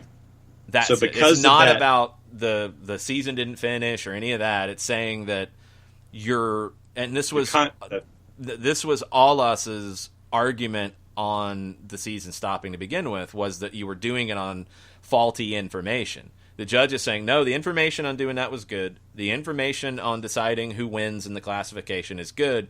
But this one, there's more to it, and you need to consider it. So don't just automatically relegate teams. Because the piece of paper has an end date to it, and that's the hook in there, right? Let's give it a little more weight than that. Not just a piece of paper. The regulation saying that 20 teams is the max in Ligue 1, First Division. So now that is up in the air because a new agreement has not been put in place, and the judge is saying you should consider changing that going forward because of this season. And if it's a temporary change, it's a temporary change, but you're not bound by an agreement that it will be over before the next season starts. That's what the judge is telling them. Okay. So that's France. Yes. France! Figured I'd give you that one. Pretty good. Let's see. League One, Wickham, Oxford, Fleetwood, Portsmouth into the playoffs. John Nason is happy. Coventry and Rotherham are up. Tranmere, Southend, and Bolton are down. So that means that I will be wearing my AFC Wimbledon jersey tomorrow. Okay. Survived another year in League One. We were the team right above the drop. So League One was the weird one where Wickham jumped from 8th to 3rd because of points per game. Are they the team that had that big jump? Yeah, they're the one that went 8th to 3rd. Yeah. So them, Fleetwood, Oxford United, and Portsmouth are in the playoffs. Wickham is the one that is also missing one of their top players from the season, who was on loan from Millwall. They can't afford him. Other players that teams have on loan won't be available. They can't afford them. So these clubs are going to have to spend a good bit of money to do the playoffs. We'll see how that goes.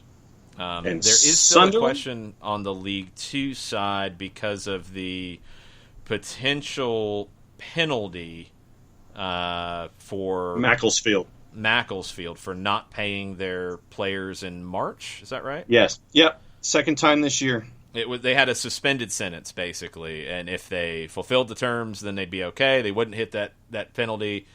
Looks like they missed the terms, so they're going to hit that penalty, and that would drop them, right? Yes. Yeah, okay. And Stevenage would stay up in that case. Macclesfield would be the one to go to the National League. Okay. Do we have any updates on the National League promotion and what that looks like? Have not seen anything about Barrow in the National League, so that's the other hole in this equation. Well, figuring with out everybody saying relegation's going to happen as planned, I think that would mean Barrow would go up. Right. I don't think they would stop it because they are relegating out of the Football League. Right. Although that could be challenged. I mean, wait and see. Yeah. That could be challenged, and I do wonder if this judgment in France, which we're talking about different countries, different laws, different regulations, I wonder if that's going to give some teams maybe a little bit more of a push to take it to the courts. Yeah, and I would anticipate that just with the nature of things these days, it would not surprise me if it ended up in the courts one way or the other. Yeah, that's a likely guess at this point. So League One, League Two in England, done. They will have playoffs. Championship will come back in July, and it's an absolute sprint to however they're finishing the season, and they'll have playoffs. Premiership will start a week from tomorrow with the games in hand being played. Spain will start on Thursday. Germany, we're in the German Cup semifinals. Those are today and tomorrow. You can watch those on ESPN. Spain, you can watch on BN Sport through Fanantes, through Fubo TV, whatever your way to watch BN. You can start watching those on Thursday. Now, the question for those games and those presentations, Spain is making both feeds available. In Spain, you can choose. You can watch the natural feed with natural sound, no enhancement, or you can watch the almost like FIFA 20 video game fans and noise in the background of the presentation. BN is going to pick a feed to take. We don't know which one they're going to pick. I haven't seen any update on that. I'll be curious to see which direction they go, because Fox has opted, where available, to take the enhanced feed. Now, the games that they don't take it, those are games that are not on Sky in Germany, so they don't have the enhanced feed. Sky is offering that option in Germany. The games that don't have it here are the games that don't have the option. But Fox has opted to take the enhanced feed. I wonder what BN will do with their La Liga feed. Find out on Thursday. I've gotten used to the enhanced feed for those matches that we've had that for here in the States. In the I've gotten used it doesn't to it. bother me. No, and that's the thing. It's like, and having listened and watched both versions, I think that once again it goes to what we've been talking about when it comes to the production aspects of it. If it's tighter camera shots, and you're seeing action from top to bottom, and there's not enough, if your eyes aren't drawn to empty seats, and I also give Bundesliga a lot of credit for having the expanded promotional long billboards on the far side as we're watching it, so that way you're covering up some of those seats in that low area of viewing. Yeah, I mean, tight camera shots, you're looking at it, you don't really notice it until there's a goal kick or something from a shot from behind the net or anything. I've gotten used to it. I thought that it was going to be a little hokey, but they've mixed it really well in the situations where I've watched, and so I tip my hat to them for something that I didn't necessarily think was going to work all that well. It's It's better than I expected. There's still some that I don't like where the mix isn't good, but it's been better than I expected. I'm still not a fan. I'd rather have the natural sound if possible. Yeah. A couple other things before we wrap up, and we'll finish up with any tweets or comments on Twitch before we go. So if you guys have final questions, send them in now. Croatia, First Division, spectators will be allowed in stadiums starting on June 15th. That is next week. Let me see if there's any restrictions to that. I don't speak French. I definitely don't speak Croatian, so I'm going to have to take a second. Oh, come on. Go ahead and speak Croatian. No, you don't want that. It looks like not everyone will do it. So the 29th round of the Croatian League, which is June 16 and 17, will have spectators. Oh, no. Okay, so the Hajduk is not having spectators because they are suspended from having spectators. They had pyrotechnics in a match, and I don't know if that was fans lighting off flares or whatever, but they're not allowed to have them. They'll have them the next time around. There's also another question I did not know about. There was an earthquake that hit Zagreb in March, and the stadium that Dinamo Zagreb typically plays in is temporarily unusable, and it's not known where they're going to play. Might need to sort that out quickly, because you're going to start playing again pretty quick. So they are leading the table by a large amount. I mean, the Croatian League, Dinamo is on 68 points through 27 rounds, and they're 18 points clear of second place. So they can play anywhere, and they're going to be fine, but they got to play a game somewhere because their stadium is damaged after an earthquake. I did not know about an earthquake in Zagreb. Another one, transfer windows. We're starting to get some more clarification here. So yesterday, transfer window opened for only domestic deals in France. Germany is expected to do that starting July 1st, just domestic deals. International transfer window, Dale Johnson at ESPN is recommending or suggesting that it will probably close around September 30th or October 5th, and that would be before a UEFA Champions League, Europa League squad deadline. So they'd push it back to October 5, somewhere in there. The Italian FA has announced that their transfer window will officially open on September 1st and close on October 5th. So that kind of fits that timeline. So we know France and we know Italy. We don't know the rest yet when we get into transfer windows and where that fits. That's a complicated one. I will be very curious to see what changes MLS makes to its transfer windows. I wonder, and that time frame would work, if MLS just modeled their what is usually a summer window to September, October. Roughly what Italy's done, September 1 to October 5. It would fall close to where it normally does in the schedule for MLS. So, yeah, Turner Kirby says silly season on steroids. Absolutely. Yeah. It's going to be nuts this time around because there's so many unknowns. Yeah. I mean, you've got Chelsea talking big mess right now because, look, Chelsea's already got Hakeem Ziyech done, £37 million from Ajax.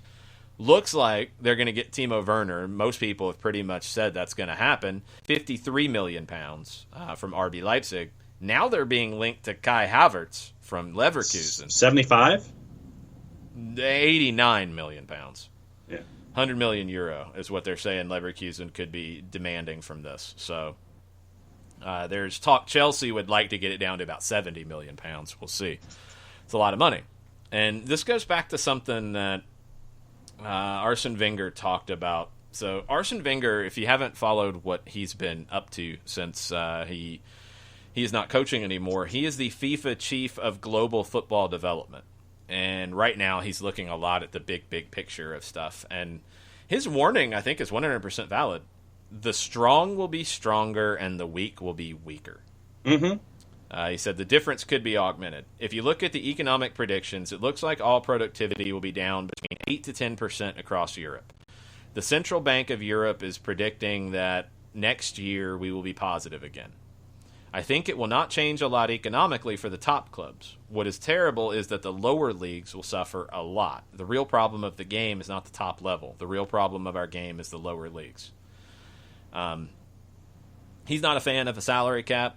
He doesn't like the way the salary cap works here in MLS. I think his thing about the salary cap in MLS was more about designated players and non-designated players than an actual salary cap. He was talking about players on $5 million a year and players on the league minimum, which is a big gap.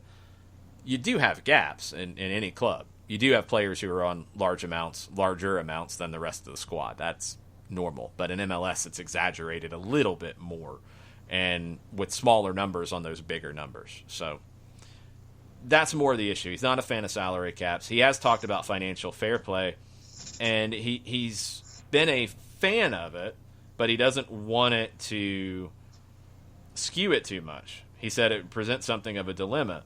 The question was about, should the financial fair play regulations be modified a little bit right now? He said he believes in financial fair play. He said, I did fight a lot for financial fair play. What I regret is that when I did fight, teams were allowed to do what they wanted, and these teams are in charge now in strong positions in the league. They are, of course, now supportive of financial fair play because it suits them, but they do not want anybody new to come in and be a threat. Maybe we should open the door by being very cautious ethically. To create more flexibility in results, maybe we have to open the door or make sure everyone has the same resources. It's too predictable now.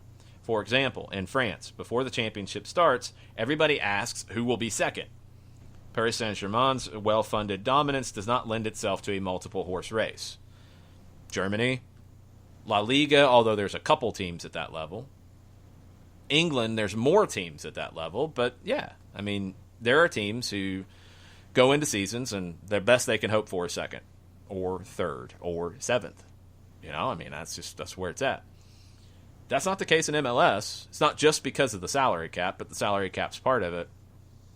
That's a big thing. And even in MLS, though, you're starting to see, as spending is loosened, you're starting to see some gaps emerge.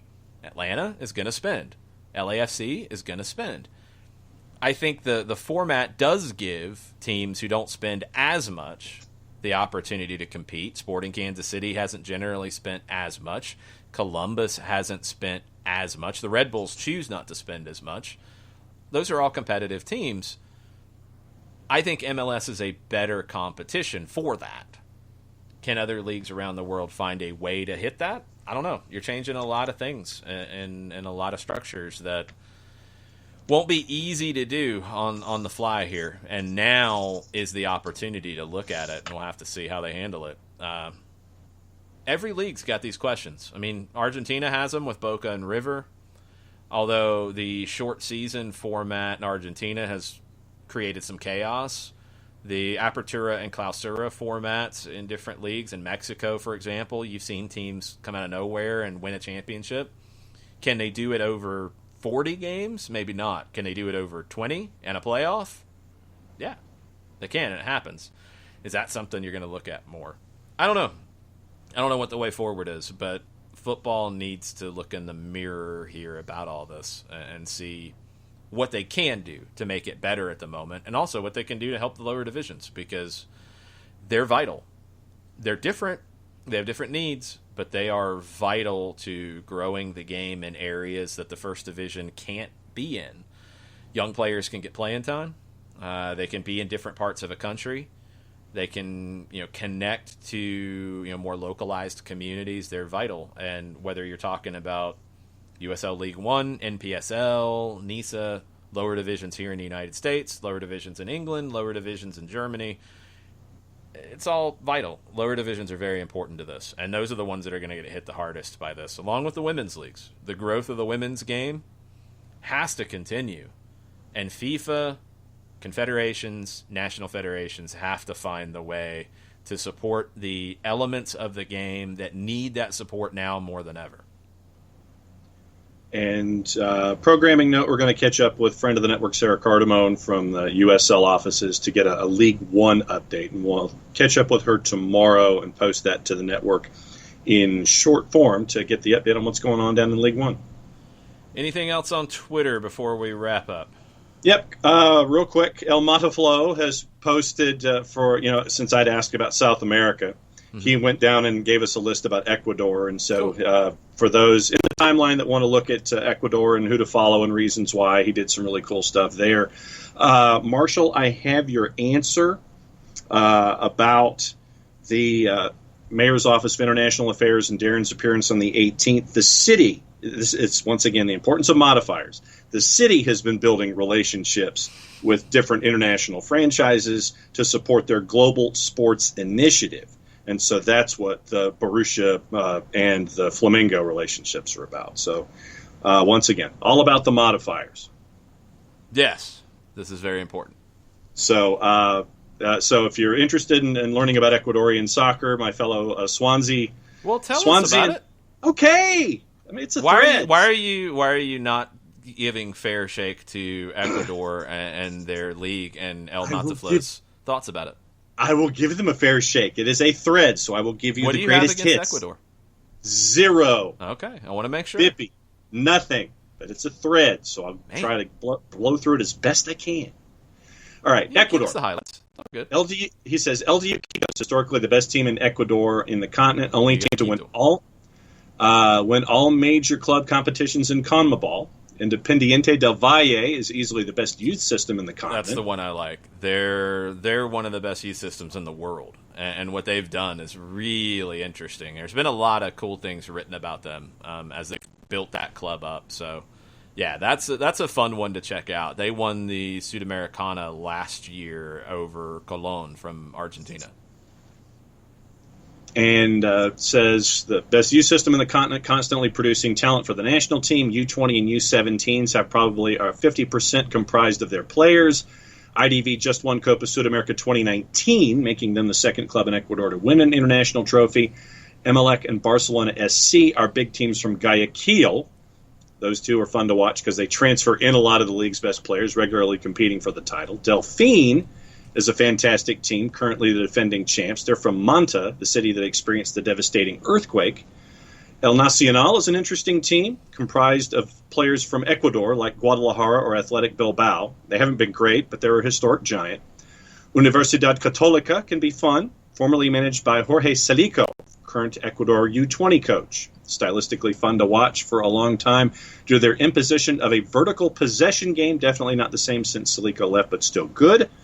Other fun teams, Fuerza Amarilla, translated to Yellow Force or Strength. Not a great team, but their nickname is La Banana Mecanica.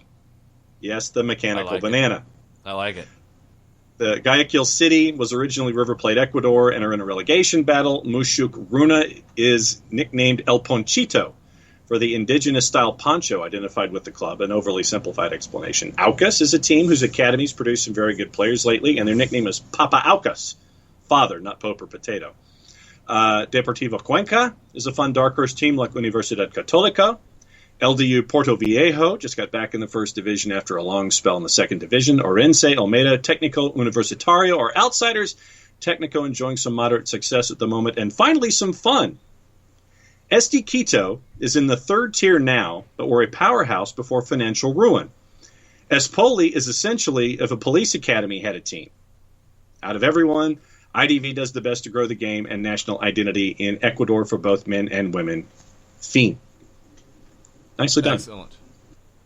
Excellent. Thank you, El Mataflow. I was looking to see if I can find out how you can watch Ecuador's first division. I don't... Oh, Fanatis has got it. Okay, cool. Goal TV's got it. That's where they get it, through Fanatis. Okay. At least according to Live Soccer TV. So they have the games. And Ecuador is one of the leagues in South America that I don't know, and let us know, Mataflow, if there's a date set for their return. The last I've heard on Ecuador was that the federation put together the funding for COVID-19 testing for the first two divisions so they could come back. So that's the only one I've heard of, the federation stepping in and providing that for the teams. And Ecuador announced that, I want to say last week or 2 weeks ago. But I don't know what their timeline is like to come back. So you want to watch Ecuador, you can watch it on Gold TV, you can watch it on Fanatis, or if your cable system like Uverse has Gold TV, you're good there. And we'll find out when that's going to come back. But Independiente del Valle is a club that I've followed a little bit with their young talent they've produced and their commitment to doing that, and how they've really come out of nowhere in a lot of ways to become a powerhouse in South America. One other bit of trivia for you. Yeah. Emelec had Alexi Lalas on loan for a month in 1997. Actually, I like La Badana Mechanica. I like that one. There were a few MLS loans to Ecuador in the late 90s. Marco Echeverri spent a month on loan with Emelec in 1998. I think Joe Max Moore spent some time on loan as well. I'm just about positive that Joe Max Moore spent some time on loan. I don't know if it was to Emelec or not. Let me see real fast if that's true. Yeah, I did remember it right. Spent that same month. So Joe Max and Alexi went down to play for Emelec in November of 97 in MLS's offseason. So there's your random MLS trivia of the day, tied to El Mataflow's rundown of Ecuadorian football.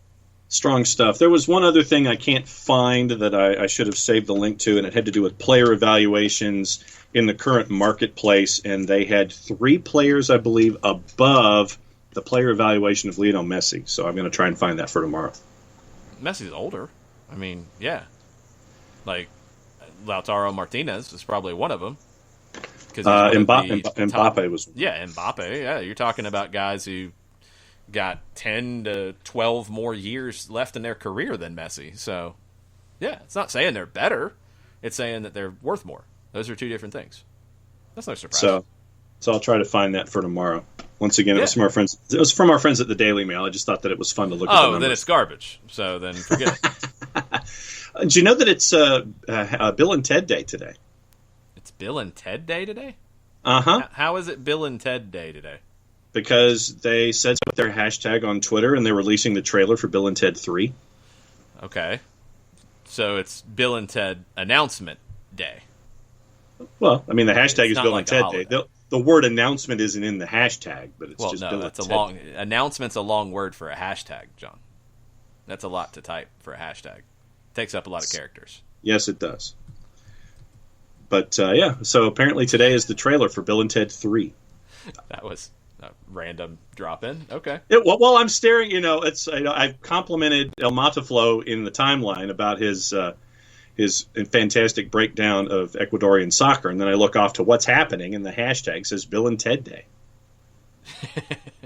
Mataflow's like, yeah, it's a really long thread. No, we're going to break it down, Mataflow. Yeah, thank you for the info. And busted it. No word yet on when they're back, so we'll keep that up to date. I'm trying to dig into the South American updates as we can, because I'm finding through all my Reddit subscriptions and news aggregators, of course, everything's mostly focused on England and Spain and Germany and France and Europe as a whole, and not as much about South America. I've got some sources like Teise, who does cover the game as a whole in South America, but not as much outside of Argentina. So working on it. But that's where the effects with MLS and the cross are going to be much.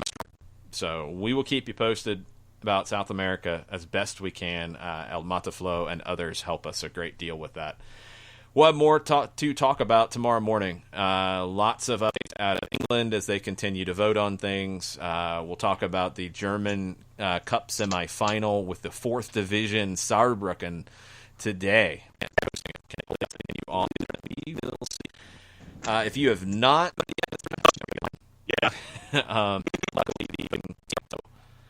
a bit later, but I'm going to scout it out first. So if you have not voted, go out and